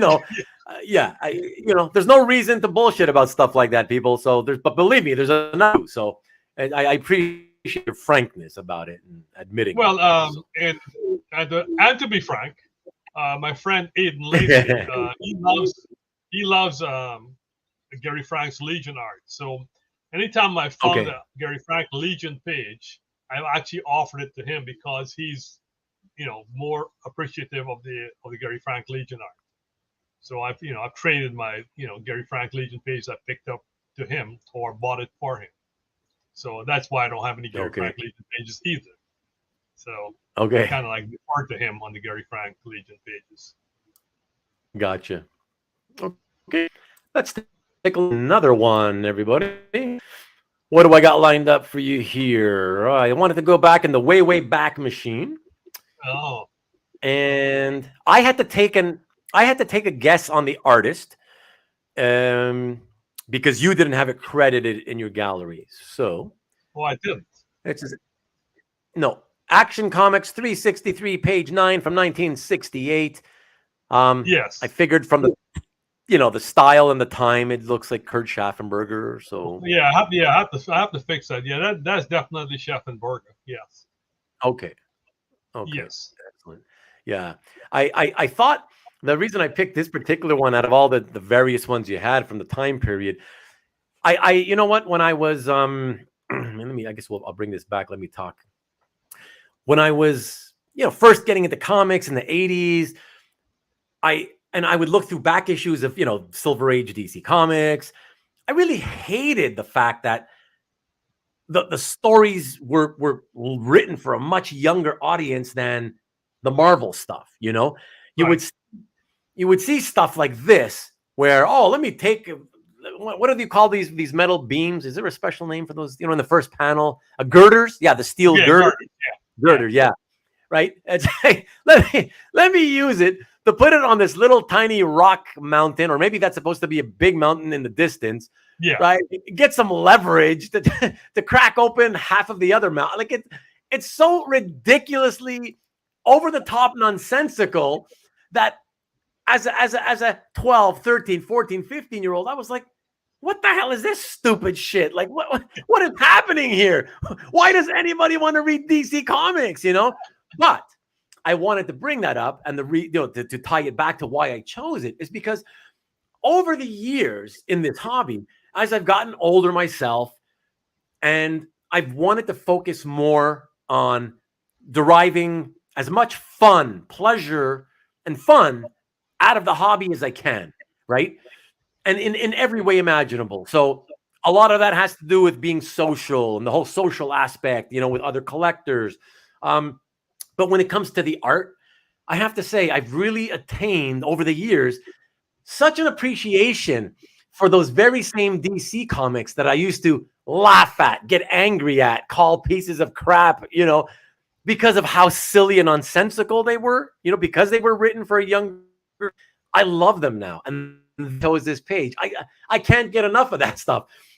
Using the girder, and putting it out of perspective with this in the distance, and so ridiculous top that I love it now, right? The exact of what I used to think.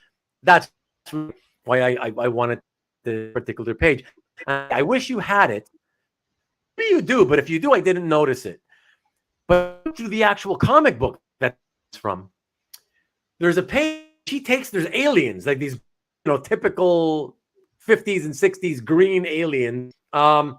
She puts him over her lap and super speed spanking the alien. Now that's a page, if the original comes up, that I would love to get, because for the same reasons, just because of the stupidity of it all, right?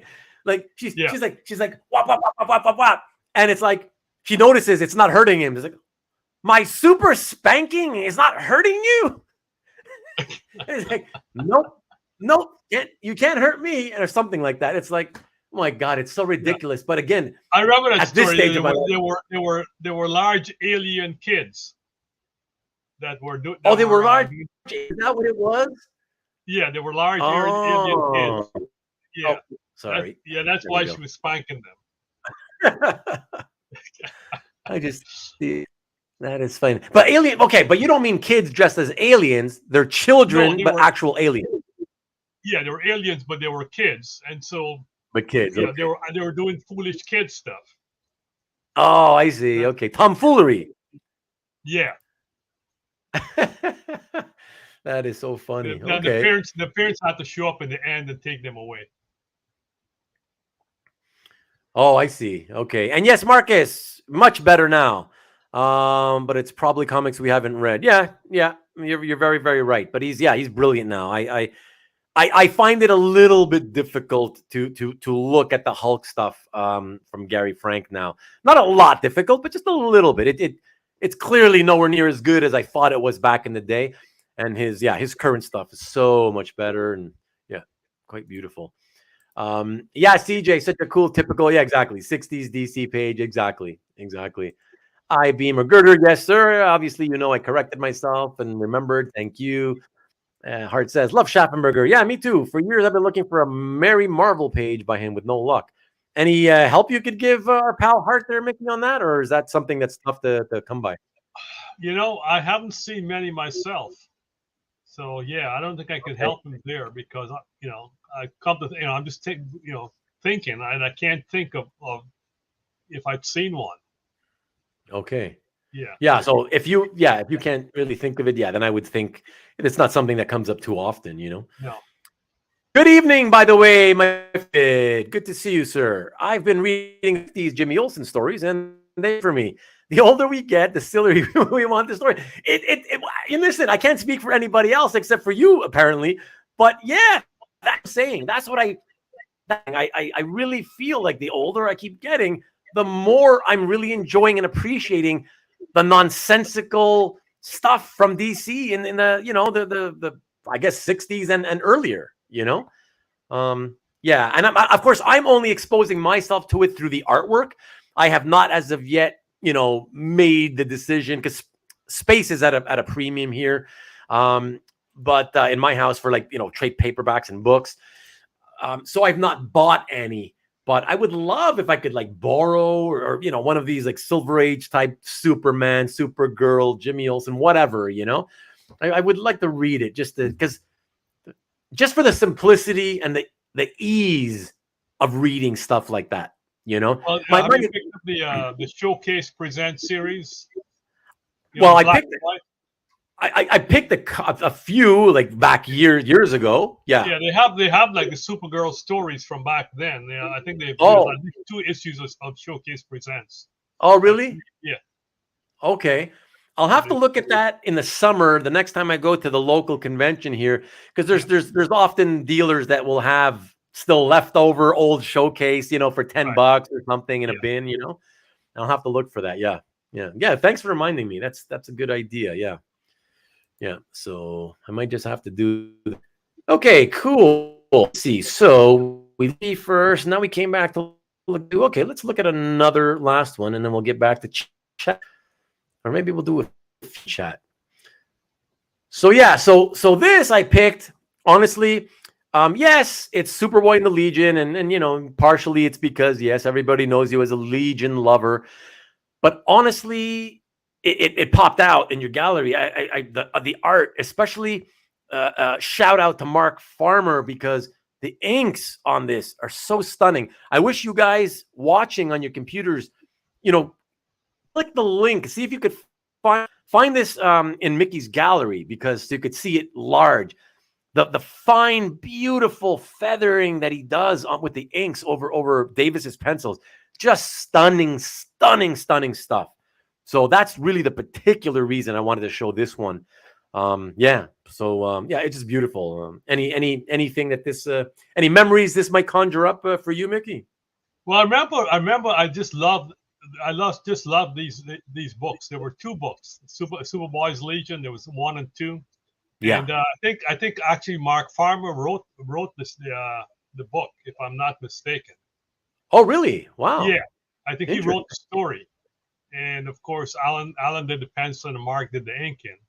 And I think I got this from Mark Farmer through whoever was repping him at the time. He sold a bunch of these pages through his rep. So I got this. I got a bunch of these pages from at that time from the. It might have been Joseph Melchior at the time was repping him. So I don't recall. Oh, okay. Yeah. Okay. So, but I did get a bunch of the pages then because he kept back a whole bunch of the pages and then decided to sell them. So that's how I got a lot of these pages. Okay. And yeah, I really love that series. The time it came out, there was everything Legion that I wanted. You mean this 2-parter? This 2-parter, yes. Okay. Oh, it was that good, really? Yeah, what happened during this time period was when they had when Abnett and Lannon was doing the Legion, Okay. the regular Legion book, and they were doing these dark stories, you know, Legion lost and that side of stuff, Right. and then this was like back to the old adventure comic days where there was a brilliant future, things were looking up versus the DNA Legion that was kind of so dark, so it was a big contrast. Okay. Yeah, so that's why I really, love that book. Okay. Yeah, and the my takeaway from that a long lifelong Legion fan like yourself, loving that so much. My takeaway from that is, which what I find surprising is that, at least to some degree, is that typically, at least in my experience, when publishers would come out with a series, but it's only 2 issues, or let's say 3, something really, really brief, it typically, in my experience, hasn't been anything special. And I think it's just because, well, there's just not enough room to work with to make it special, right?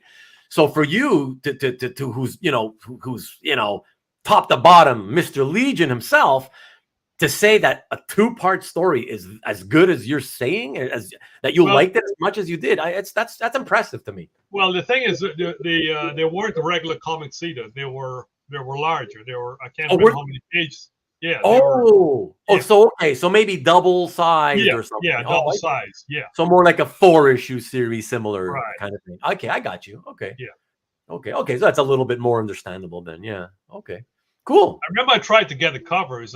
Gary Land had ended up with the covers. He outbid me for them. Oh. Yeah. So. Any idea where they landed now, or? They sold. They sold recently. I can't remember who got them, but they sold, and they went for a lot more money than I was willing to pay. Yeah. Okay. Interesting. Yeah, I would think what, like, what are we talking about in terms of money? Like at least $5K or? No, more than $5K, because the time when Gary bought them, I think he paid like $2K for each of the covers. Okay. Yeah. And okay. Wow. Yeah. Yeah. And this is fairly recent. I would say probably 5 years ago, maybe he sold them. Oh, that's not that recent. I mean. Yeah. Yeah. Okay. I mean, it's the pre-COVID era, which, as you know, it was pre-COVID. Yeah, it was already, the stuff was already expensive pre-COVID, but like COVID ramped it up by X, whatever, 5 to 10X across the board, So, yeah, okay, that's pretty impressive then. Derek always drops some knowledge. What is he gonna say? Let's get his comment up here. Context: Superboy's Legion was an Elseworld story. So like the God by Gaslight for the Legion. Oh, okay. Yeah. Interesting. Thanks, Derek. I love it when you drop the knowledge. He's great when it comes to the story details. He's so good at remembering all this stuff. So fantastic. Okay. Good to know. So then, fair to say, whatever happened in that story, it doesn't really matter. Whether you liked it or didn't, it doesn't matter because it's not a part of canon, basically. Exactly. It's not canon. It's Elseworlds. Correct. Okay. Excellent. Okay. And Derek also says, didn't need many issues to make an impact. Good. So you also really liked it too, Derek. Maybe even loved it, like Miki. Folks were thirsty for classic Legion, and it delivered. Okay. Well, there you go. There you go. That's exactly. Okay. Yeah, he nailed it. That's it. Okay. Excellent. Okay. And what's Thanos Quest? Best 2-issue limited series ever? I don't know. I guess some people, the cosmic lovers would certainly, a lot of them would probably say, oh, yeah. If you're talking 2-3 issues, listen, mind you, I was younger, but so that's part of the reason I still love it the way I do. But yeah, nostalgia, right? Contest of Champions. I loved it. The 3 issues, right? 3-issue series. And even though they screwed up the story because it ended in a tie, a 2-2 tie, but they claimed that the Grandmaster had won it or whatever it was. It's still, I'm still very fond of it. It was just, it was very fun. But Dino, I haven't even read Thanos Quest since it came out. So I remember nothing. Actually, I can say the same thing about Infinity Gauntlet. Have not read either since they came out. So I don't know if I'd enjoy it today, or if, because I don't know if it would hold up or not. And that's why I haven't read it, because I feel like my memories were great, but I don't want to risk ruining my memories in case I don't really like it as much anymore, But I do remember at the time thinking, "Oh, this is great stuff, Thanos Quest," So yeah, could be. And yes, Derek confirms, did enjoy it. Okay, excellent. Okay, guys. You know what? Let's actually continue. Hold on, because Stanley. Okay, yeah, I'm gonna get to your question, Stanley. No worries. But let me still show a little more art, because I'm only halfway through the art. So I just want to get ahead a little bit. Might as well get through most of it, and then we can relax, knowing that we have nothing much left to show, and we can chat until we need to stop. Okay, so that would leave us at here we go. Going back into the past with Marvel this time. Captain Marvel by Jim Starlin and Al Milgrom. And by the way, Mickey, you'd have to double check. I could have sworn that in your gallery you might have credited Marcos with the inks on this, but I'm not. Okay. Yeah, I'll have to double check. Yeah, double check. Yeah. Maybe. Yeah. So any memories this conjure up at all? Did you used to read this, by the way? Oh yes. Okay. I read all the early Jim Starlin stuff. The Warlock, Captain Marvel. Okay. And I was very fond of this stuff. And I was lucky. I picked this up way back in this one, the early page I picked up back in the 80s.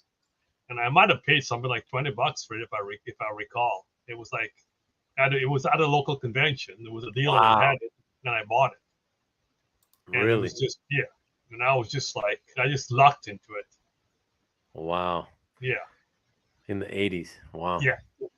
Yeah, that's fabulous. I love the pose, Captain Marvel's pose in that first panel. Just the way that the torso is twisting. And yeah, it's got all the cool hallmarks of Starlin Milgrom from that era on this title, Yeah. Yeah, it was. Yeah. I think this is probably Starlin at its most creative when he was doing this and Warlock. It was. Yeah. Yeah. I myself personally, it is a sweet Starlin page indeed, Dino. Yeah. Myself personally, I gotta say, so even as a in my first year getting into comics, as a 12-year-old, I discovered everything, all the greatest stuff in comics. I discovered that first year as a 12-year-old, and I have to say, I like most people, I was looking through back issues at the local shop, was looking through these Starlin books, and I gotta say, I loved it visually, right? But as I flipped through the back issue, I would sort of read, word balloons here and there, captions here and there, just to get a little idea of like what's happening here, And I have to say, I remember thinking, what is this? Like, I don't understand what are they talking about? I found it so confusing. And it felt, yes, I was 12, but I wasn't a dumb 12-year-old. I remember thinking, I would read and I'd be like, is this about, it sounds like it's like in outer space, but it sounds like is he making a reference to like something religious or something like that? Like, and I was like, I guess I was too young to sort of catch on, right? Yes. I didn't know until later on that, he was influenced by, theology and this and that and the other. Right. Yes. But to this day, I can tell you, I have never read a single issue of either Captain Marvel or Warlock by Jim Starlin and Milgrom. And, from that era. Yeah. Yeah. I just don't think I would like it. I don't know. Did you like it at the time? Oh yeah, I loved it. In fact, wow. I followed Starlin on everything he did after that. Wow. When he had that, what was that series he did with Epic? Dreadstar. Dreadstar. Oh yeah, I love that too. Dreadstar. Oh, yeah. Me too. And that one was very religious, right? That was, he brought religion. It's true. In the forefront in that one. It's true. Right? It's true. And but I really enjoyed that. Yeah. So who knows? Maybe I would enjoy this stuff. So, yeah. yeah, good memories of Dreadstar, and something that I do have a trade. I have like the first trade. I forget what company it was that put it out years ago. I got it on a Sunday at Chicago Con when some of these dealers start selling trades for $5, whatever, and I was like, oh, first Dreadstar, Jim Starlin, I'll buy that. But I never reread it, even though I bought it 15 years ago or something. But if I knew that I could get access to the whole series, I think I might love to try. That's something I would like to maybe try rereading again. Dreadstar. I remember really enjoying it back then. Yeah, But because he went through a number of companies with that. He went through it was Epic. True. And then Force Comics. Yeah. Then it was Yeah, it started going all over the place, and to the point where suddenly it was being published by some publisher with a name you'd never even heard of, and it's like, who's this? Like, wow, yeah. Okay, and the devil's lettuce helped. What does that mean? I'm coming late to your comments, CJ. Yes, space opera. That's a good way to put it. Dino says that read Warlock 9 to 10. Is that what you're telling me to read? Just those two? And what's funny, Dino? Because at least 2 issues, I might be willing to make the effort because it's only 2 issues, right? But I got to say, out of all that Starlin stuff from the 70s, the one that visually, because the artwork, I loved it. But the one that turned me off from reading it more was Warlock. I was like, I don't know. Like, he looks okay. The costume design is cool, but like orange skin and I don't know. I'm like, what's this about? Warlock just doesn't do it for me for some reason. He doesn't make me want to read him and his adventures, But if there's something, I love Warlock. Yeah. Okay. So if there's something about Warlock 9 and 10 that you think is really classic, I'm going to make an effort to read those 2 issues at least. Okay. Well, read them, then tell us what you think on a later. Yeah. Exactly. I'll do that for sure. Number 1 Marvel fan says, I loved all Starlin books. Like I think most of us did. Have complete runs of all his books. Back then, I'd buy 25 cents. Well, it's easier to get them like that, right? Yes. Ah, right. Smoking the devil's lettuce that helped to enjoy Starlin. Well, I'm sure smoking the devil's lettuce. That's what is what Starlin was enjoying. Okay, that makes sense now. Yes. Heart's clearing it up for us, of course. Starlin plus wheat equals story. Love it. That's awesome. So 9 and 10 is that issue with those clowns on the covers. Okay, interesting. I'll check it out for sure. Number 1, Marvin, you didn't cry when Marvel answered Ruben. Let me say, I'm very moved by it. I was very moved. For 1 Marvel fan, yes, because look, as a lot of people know, so both my parents died of cancer, but not until after that graphic novel. I can say that graphic novel when I read that, it was because of how he died. To me, that's what makes that graphic novel. So where a lot of people I find love it because, it's kind of like, it's like Contest of Champions, Secret Wars, Crisis on Infinite Earths, right? It's a book with all the heroes in one place. A lot of people love that. And I get that. I can't deny that. I get that.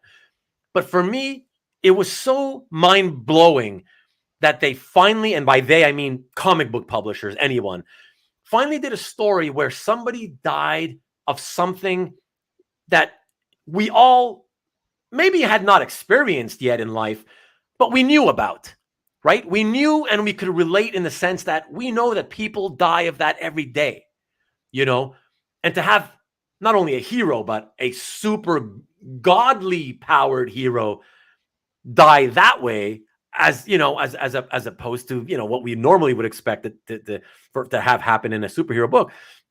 To me, it just brought it home. It was like, this is reality. This is comics done real.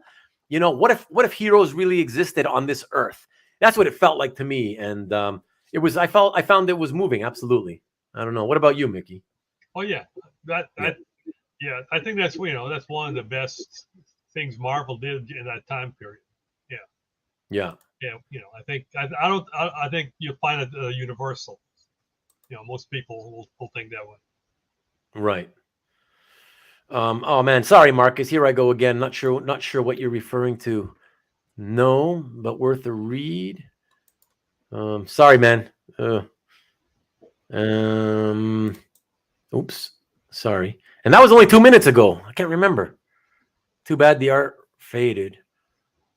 Oh, are you saying that you didn't find it moving, but you still find it worth a read? Is that what you're trying to say? The death of Captain Marvel? I think they're talking about something else, maybe.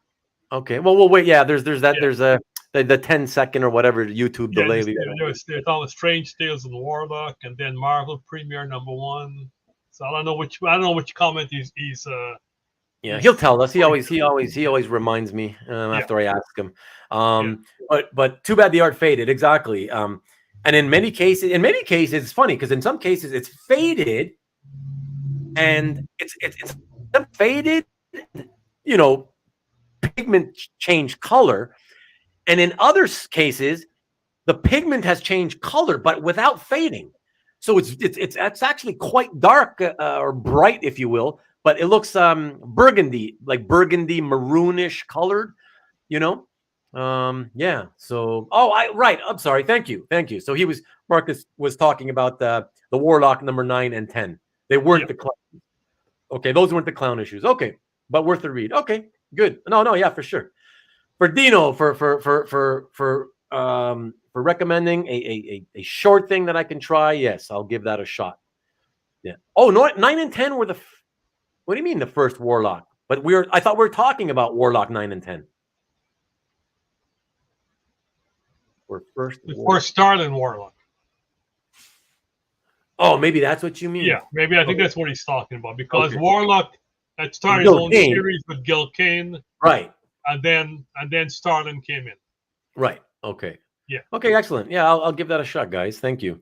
Let us jump back in. Oh, before we jump back to the art, I did. Because I may forget. Stanley, I'm going to make you the star of the hour here. He had asked, has Miki had any close personal relationships with artists? Yes. I mean, of course, Barry Kitson. I'm good. I knew you were going to say that. I knew you were going to say that. Yeah, because actually, when I go to England in May, I'm planning to visit Barry. Oh, nice. Oh, okay. As part of your trip, or the intent of your trip is primarily so you can visit Barry? The intent of the trip is primarily to visit Barry. I have a couple other friends I will visit while I'm there. Oh, nice. And, but yeah, I'll be mainly going to Barry. Oh, excellent. Okay. So, and I have other friends like that artists I'm good friends with, like Chris Sprouse and some of the other guys, and so yeah, through the years you meet a lot of artists, you spend some time with them, and and you count them as friends. Yeah, for sure. Caesar, power outage in Cali. What's going on? What's going on in Southern Cali? Now I have your undivided attention. Nice. I thought I had your undivided attention because the 49ers game was already over. Okay. I know. You're an NFL fan. That's cool. You just like watching football. Me too. I'm sacrificing football to be here this season most of the time. So actually all the time. I don't think I haven't skipped a week. So there we go. But maybe somebody can update us on the score, because I'm actually not watching the game, so I don't know what the show. Update us with the score, Caesar. Yeah, what's the score? Yeah, let us know. Okay, but in the meantime, while he updates us, let us look at the next piece of art. Let me see. So we went from Superboy's Legion. Okay, let's look at. Oh, sorry. Yeah. Here we go. Adventure Comics 372. I just thought I love the Kurt Swan and Abel artwork. I love the Colossal Boy, early Colossal Boy costume. I can't stand that costume, but it's just very, very Silver Age-ish, and I just love it. What does this evoke for you? Well, yeah, when I first started reading comics, some of the earliest superhero comics I read was Adventure Comics starring Superboy and the Legion of Superheroes. So this goes back. This is sheer nostalgia, right? And of course, I was lucky enough to be able to buy the complete issue and cover to this. Wow! Issue. So from who? It was from a dealer. Oh, nice. Who was selling it on consignment from another collector. Nice. and the collector had given it to the dealer to sell in consignment, and he had a fixed price he wanted for it, and he did not want to break up and sell them separately. So whoever was going to buy it had to buy everything. Oh, got you. And whenabouts would this have been? Do you remember? This was about I'm going back maybe 6-7 years ago, maybe. Oh, okay. It's not that long ago. Yes, not that long ago. No, Yeah, fairly recent. Yeah. Oh, wait a second. Might this by any chance be the book to which you then got the cover for by Neil Adams? Yeah. That's the one? The package, yeah. So it's the Neil Adams cover and Kurt Swan interior. Oh, I see. Right. Okay. So this is the one. Okay. All right. So, excellent. So 23 pages bar, 22 pages of story plus the cover. Right on. Okay. And it was the largest purchase I've ever made in my life for a comic card. That one was the most ever? Yes. Yeah, I can imagine. I mean, if just the Neil Adams cover alone has got to be. Yeah. At that time, Neil Adams cover was going from between $30,000 to $50,000 on right. So yeah. Well, that's what I'm saying exactly. Yeah. Thank you so much, Dino. So Ravens by a point. Wow, it's a tight one. It's going to be a tight. The Ravens are leading. I can't believe that. Yeah, but when it's that low scoring, it's not that shocking, right? It'll probably go to a last second field goal. I'm thinking. Yeah, but the Ravens are playing 2 backup quarterbacks. Yeah. That's what makes it interesting to me. Yeah. So interesting. Awesome layout on this. Oh, you're talking about the page I just had up. Yeah. I love the panel arrangements, and I also like the fact that it was one of those pages from back in the day when Jim Shooter was a 13, 14-year-old doing layouts or whatever, and DC thought he was some man out there, Right. Yeah. So so Shooter did layouts on all those pages. So all those crazy panel designs. I'm sure that's what Shooter drew up. So, right. Yeah. Right. Okay, Derek, are you guys still talking about, what's the first this or the first that, or are you putting that so you can tell? Are you recommending that I read that? Not really sure. Okay. And the Rickster. Adams did some great covers for Adventure. Oh yeah. Oh my God. I mean, needless to say, Adams did some great covers for pretty much every title back then. Yeah. I think he was the go-to cover artist back then. Oh yeah. Yeah. Oh yeah. He was. Yeah. Oh my God. Yeah, I love that stuff. All that stuff from DC. I mean, oh my gosh. Even Marvel. That '60s era. Oh. Yeah, CJ, Bengals hard and cold. We'll see what happens. It's only a point. We'll see what happens. And I don't know. Let me know about the Strange Tales thing. But it's exactly. You guys can't let it go. Everybody's just talking about the Jim Starlin stuff. You're responding to CJ. Okay, before Warlock 9 and 10, there were Starlin stories and Strange Tales, right? Yeah, he started in Strange Tales, and then they gave Warlock. Then he went back into the Warlock book, which had been canceled a few years earlier. So that's what Marcus was talking about. Right. Okay. Cool. Okay. All right. Let us look at another piece of art, and this is Silver Age again, but we flip over to Marvel. Tell us about this one, Mickey. Oh, this was definitely an eBay purchase. It was like, I love Kirby, and because I read all these comics. But when I started buying comic art, it was Kirby's pages were the most expensive things in the hobby. I mean, people were selling Kirby pages for for $300, $500, $600 when you can buy other pages of art for $25, $30, $40, $50. Yeah. So it was hard to buy Kirby art, but I got lucky in this one. This one was eBay. Went on eBay, and it's from Thor, but there's no Thor on the page. So I guess all the other seasoned collectors just kind of passed it by, and I went, "Oh, I can get this one." So I bought it. Yeah. And do you remember what it set you back? I don't remember. It might have been like $200 or something like that back in the day. Yeah. Yeah. But it was Kirby at any price is good. Oh yeah. I mean, and here's the thing, like this is the page, like when it has no main character, the people would always say, "Oh yeah, it's just a character page. There's no Thor." Right. But in terms of those types of pages, I mean, this is fantastic. I mean, it's like it's like this level quality you can get of those types of do not contain the main. You know what I mean? It has all the stuff you want from a Kirby page. I mean, just look at that third panel. You know, with his his mouth open. That's that's Kirby. You know, the teeth. Oh, I love that. That's my favorite. Yeah. Oh man. Yeah. Love that open mouth wrecker. Oh my god, it's so good. But I mean, I like that. I love the fact in the first panel, he had to get there with a car. You know? Yeah. He's driving. Oh, let me park the car here and start threatening the puny humans when I get out of my car. That's just so funny. But look, the fourth panel. Marcus is correct. When should because there's no Thor, right? Yeah.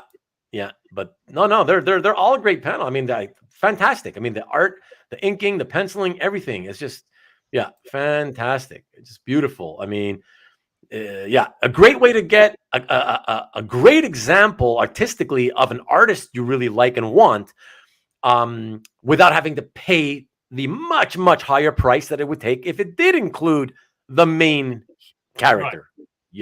If there was Thor on one panel, this would have gone for multiples of what I got it right. for.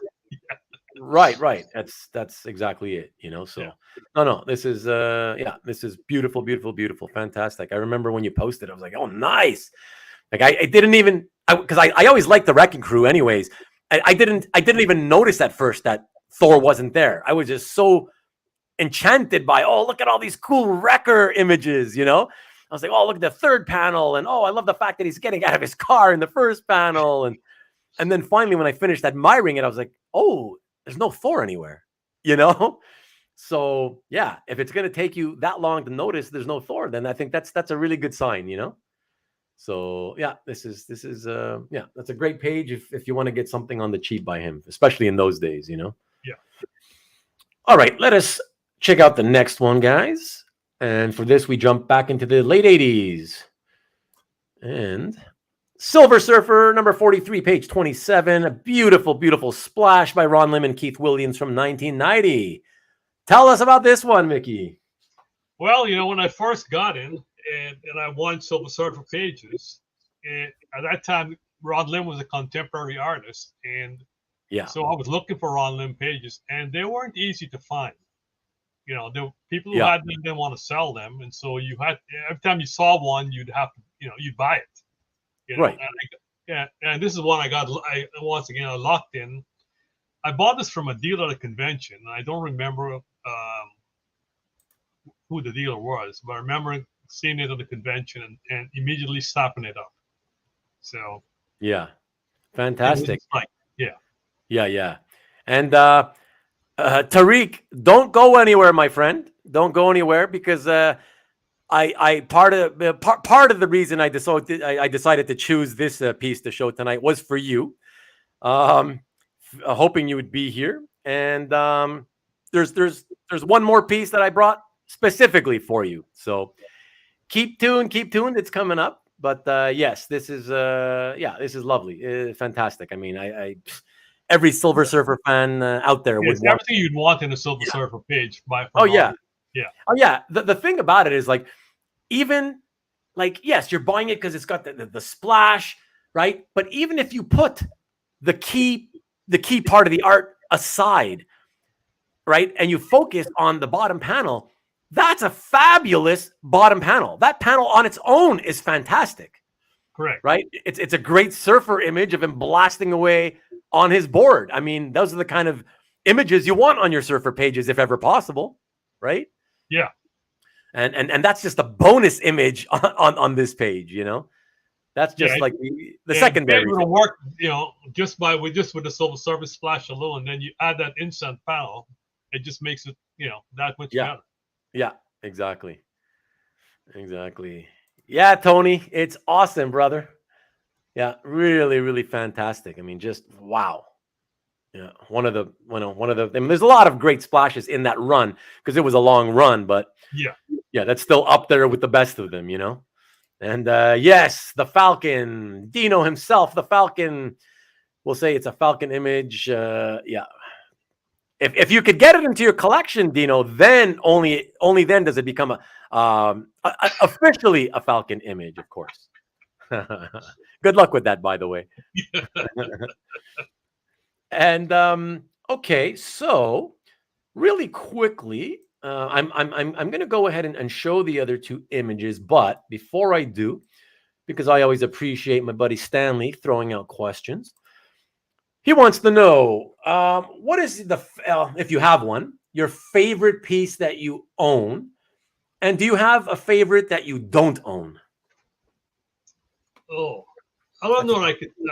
I could say there's a favorite that I don't own. You know, I don't think I haven't gone down that road. I admire other people's art, and I don't. You know, I don't go. Yeah. I got to have that. So I don't. I could. You know, I actually have one that I picked out, and trying to pick out a favorite in my gallery, it's tough. Yeah. But there's that double page Silver Surfer splash I have by Ron Garney. That comes close. The Ron Garney Silver Surfer Splash. Yeah, double page Silver Surfer Oh, splash. the DPS. Silver Okay. Surfer, yeah, Silver Surfer and Galactus. Okay. Yeah, that comes close. You know, off the top of my head, maybe. You know. Okay. Yeah. Okay. Cool. Well, there you go, Stanley. There's your answer. Yeah, Mickey's got tons of like just great Silver Surfer related artwork, whether it's from the title itself or just the best page in the book that he makes a guest appearance in. Mickey's got tons of that shit. Like it's amazing. So, like I said, go down below in the description of this video. His link to his gallery is right there, and open it up, and yeah, you're gonna see so much amazing stuff. No, the funny thing about that Ron Garney page was that I think Garney almost changed his mind about selling it to me. I bought it from him at Heroes Con, and Okay. and when he went to, you know, we gave him the page to sign, and he kind of just kept looking at the page. And he's gonna pull one of those things we taught earlier in the show. He's gonna pull. Yeah. Yeah, he just kept looking at the page, and I was like, "Oh no!" And my heart started. Your heart started sinking into your stomach, Mickey. Yeah, it's like, oh no! You're like, he's gonna pull it from me. He's gonna pull it from me. Oh my God, that's crazy! Wow. Did he ultimately say anything? Did he open his mouth at all, or did he just finally sign? Yeah, he didn't say anything. He just signed it and put it, and you took it. Actually, no, he never did sign it, because what happened was, I just took the page out of his hand and gave him something else to sign. Oh, okay. Nice. Smart move, sir. Yeah. Thank you. Marcus, I appreciate the update on the scoring. Thank you, sir. Bengals touchdown. Okay. Okay. So now up by 6. So another touchdown and Ravens go up by a point. So it's going to be back and forth to the end, probably. I would say that there's a guy called what's it, Rick Whitlock? Rick. Yes, that's one of Dino's friends. Dino knows him well. Well, yeah. Dino mentioned it. He has got some great Silver Surfer art. Now, if somebody's art I would want to possess, I'm sure there's a page in this gallery somewhere that I would say, because he's got some great stuff. Every time he posts something, it's just like, yeah, I've seen, yeah. So yeah, Whitlock, everyone, check that out. I believe Dino can confirm or not confirm. WHITLOCK or OK? LOCK is Whitlock, so I think it's WHI. Yeah. Whitelock. Okay. Whitelock. Yeah, Whitelock. 2 words. The word white and the word lock together. Yeah. Whitelock. Okay. Surfer Only Collector. There you go, everybody. Yeah. Thank you, Dino. Thank you. Oh, hey, Dino, that reminds me. Let me know if you would ever want to come in and hang out in the studio like Mickey is and shoot the shit with all our other friends here. It's fun. So, yeah, let me know, and yeah, I'd love to have you, man. Let's see. Okay. So, if for anybody who's on the CGC boards, he's known as Gator. Okay, there you go. So, and number one Marvel fan is saying yes, comic dealer, right? I know he's into comics. I know he's still in comics. Not sure if he's a dealer or collector, flipper, or whatever, or whoever, however you want to define. A comic store. Yeah, I think he Yeah? said. I think he used to own a comic store. Okay. Yeah. Okay, that's interesting. Okay. Yes, Rick. This is a different Rick. This is our Rick, the awesome Rick Welch. Insane Surfer Collection. Yes, exactly. Yeah, absolutely. So, yeah, fantastic. Okay, so great. Let us look at the next piece of art, fellas, because we only have a couple left. And Tariq, this one is for you. So here we are again with Silver Surfer, and again, Ron Lim, this time inked by Tom Christopher, but from the classic issue 50 from 1991. And, well, you can look at it. You know why I'm showing this. What do you have to say about this, Mickey? I don't know. I think the art speaks for itself. On this one. Yeah. I mean, there are a lot of Galactus fans in comics, and I think for that reason, in the art hobby, there continues to be a lot of Galactus fans, like people that would be, thrilled to buy any pages with decent shots of Galactus, and you don't have to have Surfer there, right, as long as it's Galactus. He's one of those characters that, yeah, he stood the test of time, and yeah, everybody just loves him. So yeah, this is definitely one of those pieces where, like, just similar to the previous piece with Silver Surfer, right? It's right. Just as desirable, It's yeah, fantastic. I mean, what an image, what an absolute, yeah, fantastic. Thank you, Dino. Excellent. I'll email you, bud. I'd appreciate it, man. I'll email you maybe later tonight. Thank you. And number one Marvel fan is saying, "Oh, damn!" and by the way, number one Marvel fan, you told us at the beginning to entertain you. Are you not entertained? All right. Jason, yes, sir. Awesome, it is. Absolutely. Looks like Kirby, says Marcus. Yes, it does. It's got that feel, right? It feels Kirby, right? Like, for me, it's a feeling of it. Wow. Yeah, Tariq, there you go. Whoa, Tariq, it sounds like you're doing something a little naughty there. I don't know what the noise is there. You could be having a heart attack. I don't know. Okay, maybe it's a heart attack. Let's just go with that. Yeah. CJ says that this would be a great third eye poster, but back in the day, yeah. Galactic wall power. Yeah. Wow, this is incredible. Even better when Galactus speaks his own name. Yeah. Exactly. You'll love to see that. It's true. And they didn't do it here, but I especially love those moments where they would get the letterer to actually paste on or even draw on the actual logo, of the character to say the name. That always excited me, Yeah. There you go, Tony. I know you have, and that's why I also was thinking of you. I was like, I didn't know if you would be here to tune in and check this out tonight. But I was like, when I was picking the image, I was like, you know what? Tony would love this. Not sure if he's going to see it, but I know he'd love it. So good. I'm glad you came by and stuck around to check it out, man. So yeah, very, very cool. And okay, so Marcus just wants to let us know it's official. They reviewed it, and Bengals 17, Ravens 10. Thank you, sir. I appreciate that, Marcus. Must have had a 2-point conversion. Yeah, exactly. Yeah. Exactly. Yeah. A modern classic Galactus page, peak limb. Yeah, absolutely. Abso-freaking-lutely. Yeah. Fantastic, my friend. So, yeah, excellent. Okay, so guys, we have one more. As it is 10 minutes past the second hour, I'm going to show this next piece, and then it's up to Mickey first, because he's the guy who took the time to come in as my guest in studio. And then if he wants to keep going for a little bit, I'll leave it to you guys. If you guys want to stick around still in the my live chat crew, then we'll have Miki talk a little bit more, because we only got as far as him discovering eBay. So there's plenty more we could have talked about for sure. So let me show this this last piece, and then we'll see what we're gonna do. Okay. And for this one, we come back into the modern era, not that long ago, less than a decade ago.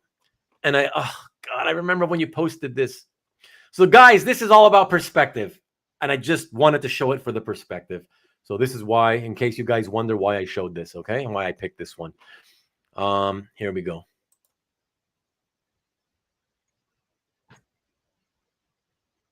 Look at, I mean, come on. I mean, it's like, this type of angle has been done a million times, sure. But this could possibly be the first time where he took the camera and had it looks like it's basically pointing straight up. Right. Like straight up. It's like really, really, really extreme perspective. I mean, it's like, it's just fantastic. Yeah, that it just boggles my mind. Yeah. It's yeah, it's my breath away. I'm just like, wow, I don't, yeah, man. Yeah, it kind of leaves me speechless how he did that. I was like, wow. And I've always been a fan of JG Jones. And so I like the rendering. I love his rendering.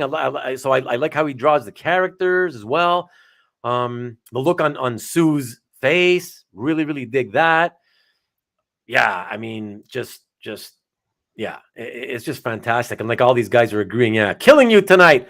I like I said, not a Marvel fan. We're killing you, but I still want to know, did we entertain you? You wanted to be entertained.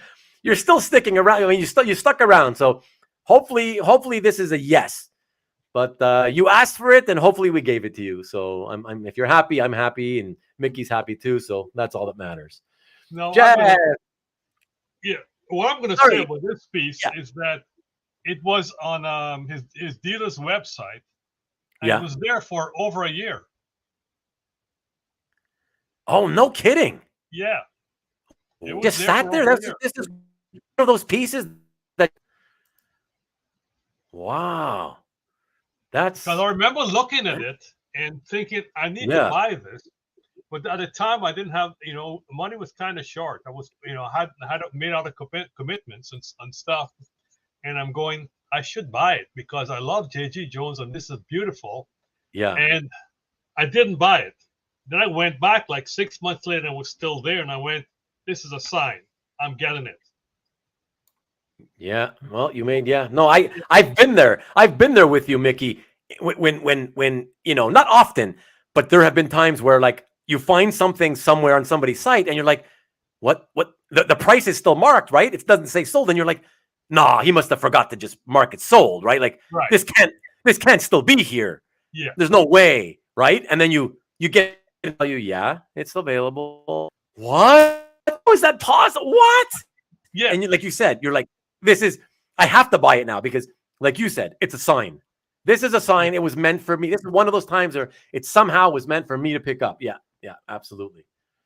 Yeah. Oh my gosh. Yeah, it's fantastic. And Tariq, I will say this.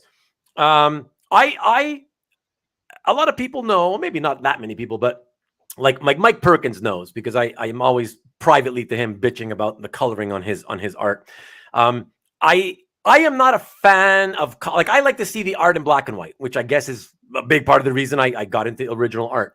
But even as a comic book reader back in the day, I preferred, I would have loved to have seen what it looked like without the color. Having said that, I actually, this is one of those rare times for me where I do like the coloring. I enjoy the coloring. But having said that, I absolutely still prefer the original art without the color. The black and white version is still far, far nicer to me. It's stupendous. It's absolutely stupendous, I think. So, Yeah, fantastic. Thank you, sir, again, as always, Mr. Easy Go Lucky. I appreciate you, bud. Yeah, please, everybody, if you haven't hit thumbs up and you're still watching, please do me the favor of hitting the thumbs up. I'd really appreciate that. And for anybody watching, I didn't get anybody decide to subscribe in the last week since last week's show. And I'm still tied with Will Gabrielle for the number of subscribers we each have. So if this is not your first time watching one of my shows, and you've enjoyed it enough and you don't mind, please hit the subscribe button. Would appreciate that. Would love to have you, and would finally surpass Will for number of subscribers, which, again, between me and all you guys, it's meaningless. It's just something fun that I thought I'd chase after. But yeah. But yes, thank you again, Mr. Easy Go Lucky. Appreciate that, bud. And is this Gladiator the chat? Huh? Sorry, you lost me on that one, pal. Is this Gladiator the chat? Okay, clarify yourself, pal, because I'm not getting that. Great perspective on this. Reminds me of, Ballin's Detective 559 cover, which, of course, I bought off the stands. I was collecting Batman and Detective in those days. Loved it. Yeah, and that's a classic, too. Fantastic. Yeah. West! What's up, West? Good to see you, sir. You're very, very late tonight. Okay, always happy to have you at anytime you're able to come in. Good to see you, sir. Yeah, and it is. Yeah, West. West has been posting some awesome stuff recently in his gallery. Awesome. Yeah, he's always posting awesome. Yeah, exactly. Honestly, I always love this, and I mentioned before not long ago about West is he collects art from all eras. So. Yeah. He may have, these crazy covers, that you're talking about that I know you're referring to. But then the next day he may post something that's like a $200 page from the modern era. And that's just, I love that. He appreciates it all. And and it's just fun. A lot of the new stuff he buys that's really cheap, but it's really fun too, So good on you for doing that, Wes. That's also. CJ, really only have 17 likes right now because showing 23 viewers, so not only 17. So I don't know. Then maybe my data's wrong. I don't know what that I think that might be the score. Is that the score? 17-17? Oh, thank you. Yes, exactly. Thank you. Yeah. You see, there's no context, so it's hard to kind of. Yeah. That's why I looked at it. That could be the score because it was something. Okay. Yeah. They tied it up, of course. Yeah. Yeah. Don't do that. That doesn't help me, Marcus. Number one Marvel fan. You keep quoting Gladiator. Because my. Yes. Sorry. Thank you. Yes. Again, context. Whatever. Sorry. Oh, that's so funny. Thank you. Yeah, West has some bangers also. Absolutely. Oh, excellent. Another Stanley question. Does Mickey look through all his art very often? Yeah. So how often would you say you actually flip through it? Sit down, pull a portfolio, and sit for like a while? Not as often as I should. Okay. You're guilty. You're guilty like most collectors, though, right? Yeah. And yes, West, exactly, Dino. West goes from Ditko to Diodato. Exactly. Well put. Well, really, really well put. Yeah. Exactly. Yeah, Ruben the Maximus. Nice. Yes, obviously we figured it out. All right, Jason, appreciate you, bud. Thanks again for coming in as always, and we will talk soon. Thanks. Hopefully I'll see you next week. Take care, bud. Have a good week. And okay, excellent. So with that being said, we'll take this off here and say that it is 2 hours 20 minutes, 2 hours 19 minutes in.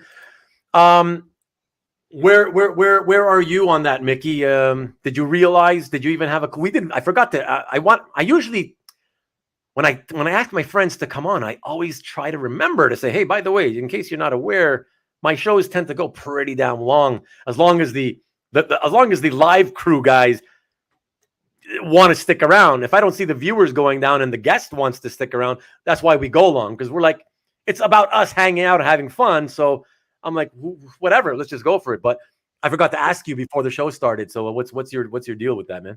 Yeah, I don't have any fixed time frame, so we can keep going. Okay, cool. Yeah. Okay, cool, excellent. Appreciate that. And my wife has to leave, of course. Good night, Oh, Vivian. Good night. okay. Have a wonderful night, my dear. Have a wonderful night. Well, uh, she should stick around and support you. Yeah. yeah, she always does. That's Yeah. I'm always shocked that she's always, and she knows nothing about comics or comic art. So Yeah. it's yeah, I really appreciate that. So. And yeah, there you go. Good night, Vivian. Got to roll. Oh, you got to roll. Right, CJ. Hey, take care of those ribs. I hope you're feeling better every day, a little bit better. Yeah, man. Let us know when you're back to normal. And I appreciate you as always for dropping by, man. Yeah, you know how much I appreciate you. All right, so thanks very much. And yeah, thanks to Mickey and to the chat as well. So there you go. Appreciate you, and hopefully see you again next week. All right, take care. All right. So yeah, why don't we dive right back into that era? Because you know what, even if we don't have enough time to jump all the way, and cover your entire time in the hobby, who cares? We'll just go, and get as much info as we can, in the order and sequence that we've been doing it until now. Anyways, it might as well, right? And those days were so much fun. So you had discovered eBay. What were your, like, so this is 1998, 90, going into 99. Right. What are your, like, favorite memories about that era? Or do you have stuff that you remember fondly and stuff you hate, or was it all Yeah, good? as far as, I don't remember stuff that I hated. I mean, I remember that what I remember with that is that I was buying all this stuff off eBay. But the thing about eBay back then, you knew who was bidding against you. You knew who you were buying Yes. from, right? Yes. Because you can, so you saw the users' IDs. So I made that's where I started to make friends. I mean, Quan Chang was one of the guys I bought from back then. Okay. He introduced me to the Comic Art L. He's the one that told me, by the way, you need to go to these conventions. You can pick up a lot of art there. You need to come to Heroes Con. You need to go to San Diego. So he's the one that kept encouraging me to do stuff. Oh, so I would okay. say Quan had a lot to do with me getting to the hobby, getting to know people. He was like my gateway. He kind of guided me through. He was one that said, join the Comic Art L, right? And then he would tell me about all the different dealers that sold artwork. You tell me, oh yeah, you could, Albert, but Albert doesn't ever give you a deal, so don't ask him for a deal, and all the stuff about like that. He Can you, by the way, Mickey, just to, because he's got to go. Mickey, oh yeah, Hart's got to go. Yeah. Okay. He's just thanking you. See you later, man. Yeah. All right. So appreciate you, Hart. Yeah. Thank you, sir. And yeah. And then one of the dealers I discovered back then was Spencer Beck. He was on the Comic Art L, and he had this antiquated site to buy art from him. Really complicated trying to get stuff from him, but I ended up buying a lot of art from him. Even back then, think about that for a second, right? Yeah. Even back then, I mean, we're talking, it's almost a quarter of a century ago, and the story hasn't changed. It's like it was hard to get stuff from. Like, oh my god, that's so funny. Yeah. So you would have to be sure you got the right page. You'd have to tell them the page number and then tell them the first line of dialogue on the page, because he had no scans, right? So you have to go to the comic book, look at the page, and says, "I think this is the page I want," and tell him, quote the first line of dialogue, and then send them an email to him and said, "This is the page I want, and this is the first line of dialogue," and make sure that you guys were talking about the same page. But I ended up buying a lot of stuff from Spencer back then. Okay. And of course, Yeah. I remember discovering the Donnellys on eBay, buying art from the Donnellys on eBay. Oh, and then they would contact you and say, "Oh, by the way, I have some more pages from the same book, but it'll cost you a little bit more." And then I go, "Okay, fine, I'll get those." And then they'll come back, "Oh, I got some more pages, but they'll cost you a little bit more." And then I'll get those, and just kept on going like that. So, well, it was fun. Especially back then, you weren't really talking outrageous prices like you are today. No, of course. It was definitely a different time. We can say that. Yeah. Different time. Yeah, for sure. But Marcus says that he was faster to respond back then when he used to when he still used to update more or whatever, I think Marcus, though, honestly, I can't vouch for it, but people that I know have told me in like very recent times that they've had like easy enough time getting a response from him, but still, ultimately, whether you get the art or you don't, or if you do, it's still kind of hard to ultimately close the transaction or whatever, So yeah. But Marcus, Spencer has over the years he's had health issues. He works himself to death almost, kind of thing, and that doesn't help either, right? So that's part and parcel of it. He's had some tragedies in his life too. So there's lots of stuff that's happened to him over the last several years. So yeah, so, exactly. Yeah. Say no but more. He has done conventions recently. I think he was at Heroes last year. He was at Heroes. So okay, I remember that. Yeah, so. That's right. And my hangout buddy for next week, Rich Cirillo, is in the house. Just dropped in. Good to see you, Rich. And we'll be talking later this week. And everybody, please drop by next week when Rich will be here. And at the end of the show, I'll pop up the video graphic so you can see that, and I'll end the show with that. But Rich, just like Miki, well, not quite as long as Miki, but in terms of the online era, just like Miki and myself, we go back to the 90s. So Rich has tons of stories too. So I think that should be a lot of fun as well. So yeah, Rich has a lot more stories because he's been, I guess, closer to the artists back then. So yeah. So there you go. But right, okay. So then because when you were on in the late 90s, when you're on eBay, did you ever also did you used to ever reach out to those guys who would like bid against you? Like if you noticed a pattern that, hey, it's the same guys trying to bid against you, and did you ever sort of then say, you know what, I'm going to reach out to these guys and just kind of talk and then maybe become friendly with them? Did you? Well, that's how there was. We became there was 4 of us that were Legion fans. Oh. So the 4 of you are started with the eBay days. It started eBay days. Yeah. Wow. Started with the eBay days. We were bidding against each other. Then we'd contact each other and said, hey, maybe we should, let's talk about this. Let's and then we kind of made like agreements. Okay, I'll bid on this page, you bid on this one, right. Or there might be, and if there was a page we couldn't come to agreement with, okay, then be the best man win. Right. It's a free for all, yeah. Yeah, free for all. But that's how I met the other Legion collectors. That so that would be Aiden. That'd be Aiden. It was Chad Olson and Chad. I always forget about Chad. And Dave Rush. Ah, yes. Okay. So the 4 of us, we were dubbed the Core 4 of the Legion. The Core 4, okay. Yeah, Core okay. 4. Yeah. And has there not been others that come along since then? Because I know there's a guy, his name is Tyler, and I don't know his last name, but Tyler. Yeah, Tyler. Yeah.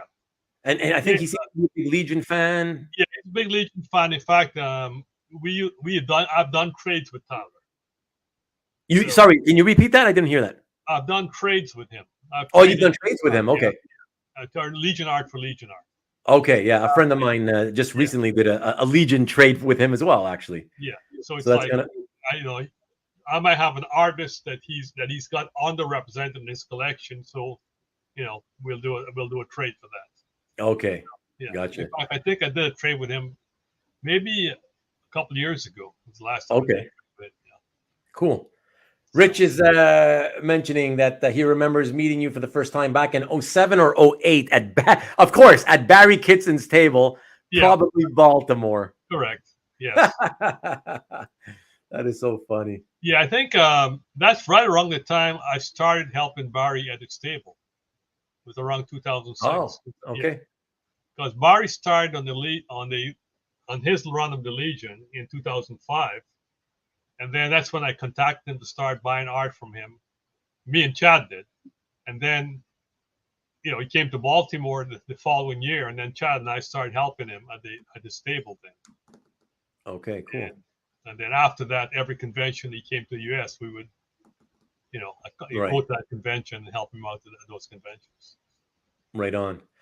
So, because the time is still fairly gone long, let's sort of ahead now, though. And I'm just curious, more in general terms, looking at it from today, do you have a time in all your time, at least in the online era, let's say, just so we can at least shorten it somewhat? But do you have a time in the last, let's say, from, I guess for you, 98, right? The whole eBay thing onwards, where you feel was your heyday, the most fun time? It's not been as fun since then. Do you ever feel that about any particular time? Yeah, I would say probably maybe 2005 time frame. 2005, 2010 time frame. It probably was my favorite time. Okay. Okay. Why would that be, do you think? Well, for one reason, that's when I started buying. Barry Kitson was doing the Legion, and me and Chad were buying a lot of his art back then. Straight from it.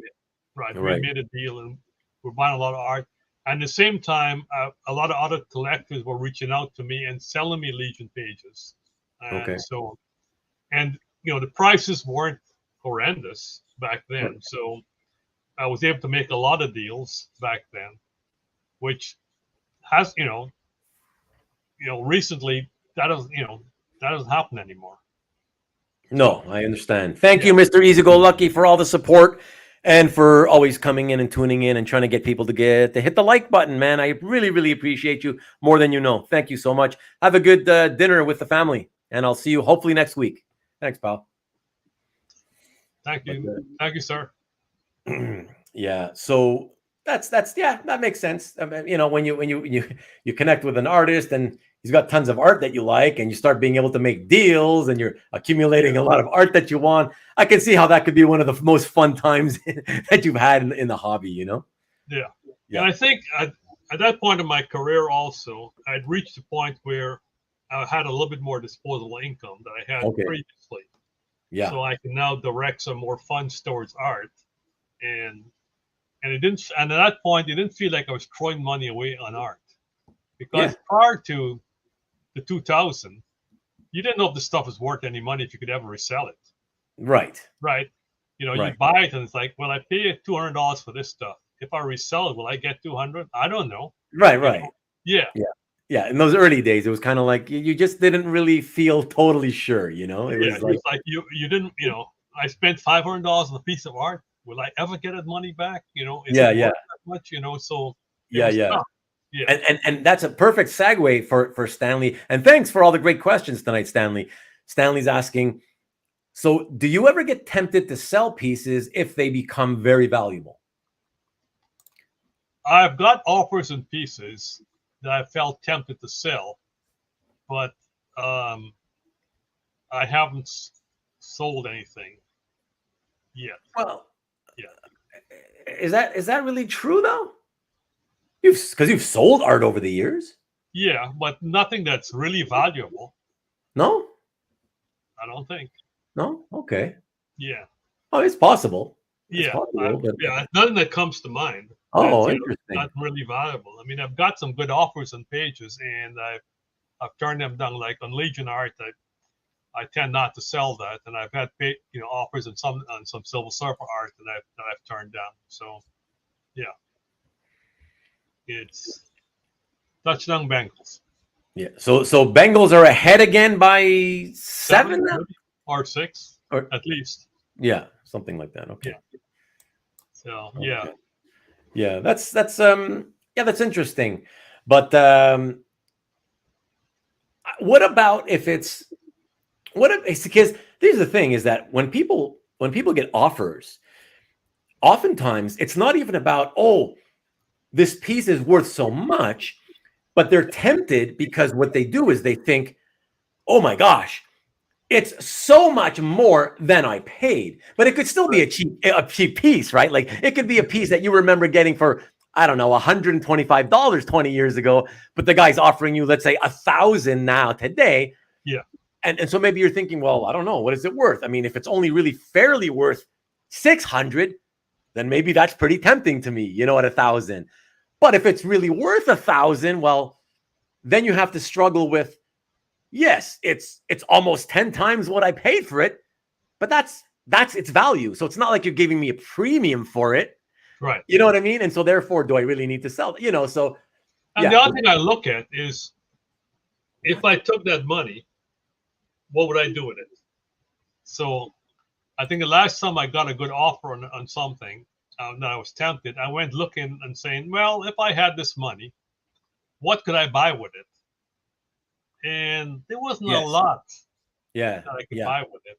And I went, I think a lot I'd of rather keep my piece. I think a lot of us do that too. I've done that so many times, you know, where it's kind of like, yeah, I'm a little bit tempted, but then the first thing that comes to mind is, but the money, like in my case, it has happened for something that's like a multi-$1,000 piece, right? And I'll be like, well, the thing is I already have money, and like you said, I don't currently have anything out in the wild that I can see that, oh my God, if I only had the money, I buy it, right? Yeah. I already have money in the bank. So if I'm in a good financial cash position currently, it's like, it just doesn't make any sense, because then I feel like parting with it is just doing you a favor. Right. You know what I mean?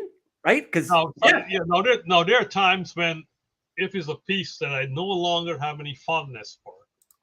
Right. So, yes. Yeah. I've fallen out of love with it. Yeah. Exactly. Yeah. Your taste change. I'm more inclined to let it go. It's like, I used to like that piece, but not so much anymore. That's a reasonable offer. I'll let it go because there's something with that piece I really didn't like that much. Like, I did sell a Silver Surfer piece back maybe 2 years ago because I was looking at it and I went, I don't really care that much for that piece, even though it's Silver Surfer and that's what I collect. And I got a good offer for it. And I said, I'll let it go. And what I was able to do with that is that what I did was I immediately turned that into something else, because there was something else I had my eye on. And said, well, in my mind, I'm letting it go for this other piece. Yeah, absolutely. Yeah. I got you. Yeah, absolutely. So, thank you, Tariq. I appreciate you hanging in all this time, man. Really got that goes through my mind a lot. Is Yeah, absolutely. Yeah, for sure. Have a good night, Tariq. Thank you. But it's tough. It's tough trying to sell stuff, Yeah, and Marcus, I want to put this back up. Marcus says that it used to be that you had to buy everything, even out of your wheelhouse, for trading purposes. I mean, I remember that, and I wouldn't say that the average collector ended up doing it, but a lot of us did. You felt like, okay, I better buy this because I need it for trade, just in case or whatever, and it's I admit I did that a couple of times, but most of the time I was so focused on getting the art I wanted that I would pass all the stuff up, and because I'd go, that's a good price for that, but I came here to buy Legion art or Silver Surfer art, so therefore that's where I'm going to spend my money. Gotcha. Because I remember I went to San Diego one year and Chris Batista was on the Legion, right? And I specifically had contacted them and told them, I'm coming to San Diego and I'm bringing cash and I want you to bring your Legion art. Right. So cool. I went there to buy Legion art. Yeah. So, So, I love that. I love setting stuff up like that, because you don't, no matter what happens when you do your whole constant look around, even if it's a bad show for you, it's going to be a great show anyways because of that thing you set up, Yeah, that's fantastic. I love that stuff. Thank you, Marcus, by the way, for letting us know that he wanted us to know that it was the Bengals touchdown was a 100-yard play on a fumble return. Whoa. Wow, that's crazy. Wow. That's crazy. So that means the Ravens were at the goal line about to score, and they fumbled at the goal line, and the Bengals took it back for a 100-yard touchdown. That's insanity. Yeah. Insanity. Okay. Thank you for updating us. That's awesome. Yeah. And awesome. let me go to Rick. Rick, you don't often you're usually a commenter, not a questioner. But I love that, Rick. Who is Mickey's favorite Legion artist? I can't even believe I didn't think to ask you that. Yeah, do you have one? If I had to pick one, it'd be Kurt Swan. Oh, nice. Wow. Yeah. Interesting. Because I have to go back to my nostalgia. Your youth, yeah. Yeah. Yeah, exactly. Yeah, the first guy I saw draw Legion was Kurt Swan. Right. That makes sense. That makes sense. And that Caesar's back. Caesar's back from watching all his football. Caesar, Mickey, Legion or Supergirl? Legion. Nice. Yeah, Legion. Nice. I mean, yeah, I got the fondness for Supergirl, but yeah. Okay. And so you've got just so everybody knows, you've got Legion, you got Supergirl. Where in there does Silver Surfer fit? It doesn't really fit. But no, I mean in terms of your favorite, like your as far as my favorite. Yeah, your love. Yeah. Yeah. It would be. Trust me, we won't hold you to it. This is not a scientific thing here, right? It'd be Legion, Silver Surfer, Supergirl. Oh wow, okay. Yeah. So it even supersedes Supergirl. Wow. Yeah. Oh, okay, interesting. Wow. Yeah. Okay, good to know. Good to know. Yeah. Yeah, because I mean, those are your three, the ones that everybody knows you for, and they know, everybody knows you love them. So yeah, it's interesting. Okay, cool. All right. Sorry, Caesar. I forgot that your power went out. Right. Sorry about that. Yeah, I didn't mean to accuse you of going back to watch your football. Although, technically, if the power was on, you would be going back to watch your football instead of listening to us. So I don't feel so bad. Yeah. But I'm sure football. I'm sure that football, especially that last play, was more entertaining. Yeah. Exactly. Yeah. Number one Marvel fan is saying that foosball is the devil.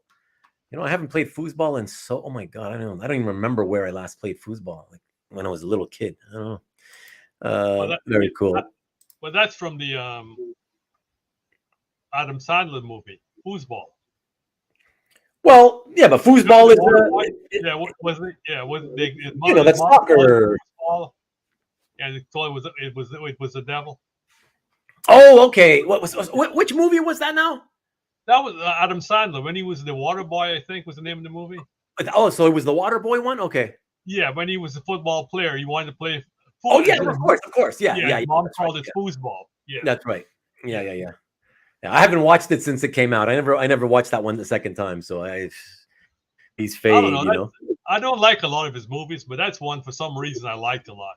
So okay. I've watched it more than once. Guilty pleasure. Yeah, one of those guilty pleasures. Exactly.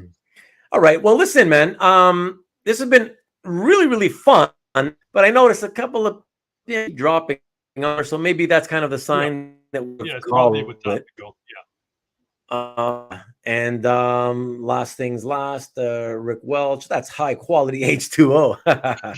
Nice. But guys, thank you all as usual. Okay, Stanley. I can always count on you to come in and tell us to keep it going for another hour. I appreciate you, Stanley. Thank you as always for being here. Thanks, especially tonight. You were rocking it with all those questions. Really, really appreciate that, man. So thank you again, as always. To the rest of you and to those of you watching on Rewind, again, thank you. I can't thank you guys enough to come in and just listen to us and shoot the shit and just relax. It's just a fun way to end the week before everybody goes back to work. Well, for those of us who are not retired, as Mickey is, it's just fun to hang out with everybody, especially the live chat crew who really make the show as fun as it is every Sunday. I can't say enough good things about all you guys. So thank you all so very much. Mickey, of course, thanks to you for agreeing to do this with me. Really, really fab. Yeah. Happy to do it, man.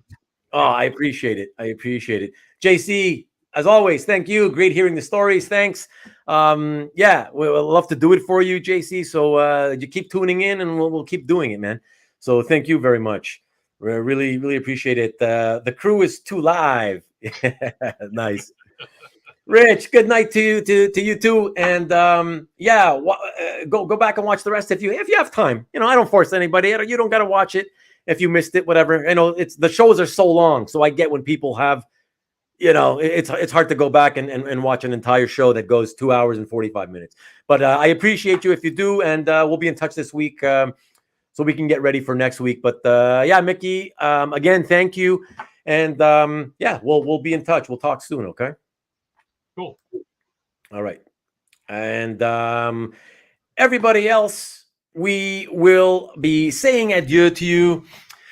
Before I do, of course, just want to, look at that. Look at that. Very nice compliment to Miki by Stanley. Thanks. Thank you. Of course, Miki is fascinating. He definitely is, which is why I wanted to finally have him on. So really glad he was willing to do it. Thank you so much, Caesar. I love it, man. Really, really appreciate you. And Miki, always been a fan of your gallery. Caesar loves your gallery. So exactly. There you go. How can't you be? So for those of you who haven't seen it, again, click the link. It's right there below. So you don't have to go looking for it yourselves. It's below in the description of this video. And yes, he has much great DC art. Absolutely. So check that out, guys. #1 Marvel fan. I hope you were entertained. I hope you got the entertainment that you were looking for. Really appreciate you dropping in as always. You've become a regular, and I can't say enough. Give you enough thanks for that. So thank you very much. Really, really appreciate you, and hope to keep seeing you as part of the live chat crew. So, and who else do we got to say goodbye to? Anybody else? The Rickster. Thanks as always to you, sir. One of the original live chat crew. Thank you. Really, really appreciate you. Thank you so very much, and always love having you here. So, thank you again to everybody. Let me leave you with this. The banner for next week's episode, which again will be with Rich Cirillo, who dropped into the chat just earlier. And it'll be at the usual time, 8:00 p.m. Eastern, 5:00 Pacific. So until then, I will bid you adieu, everybody. Good.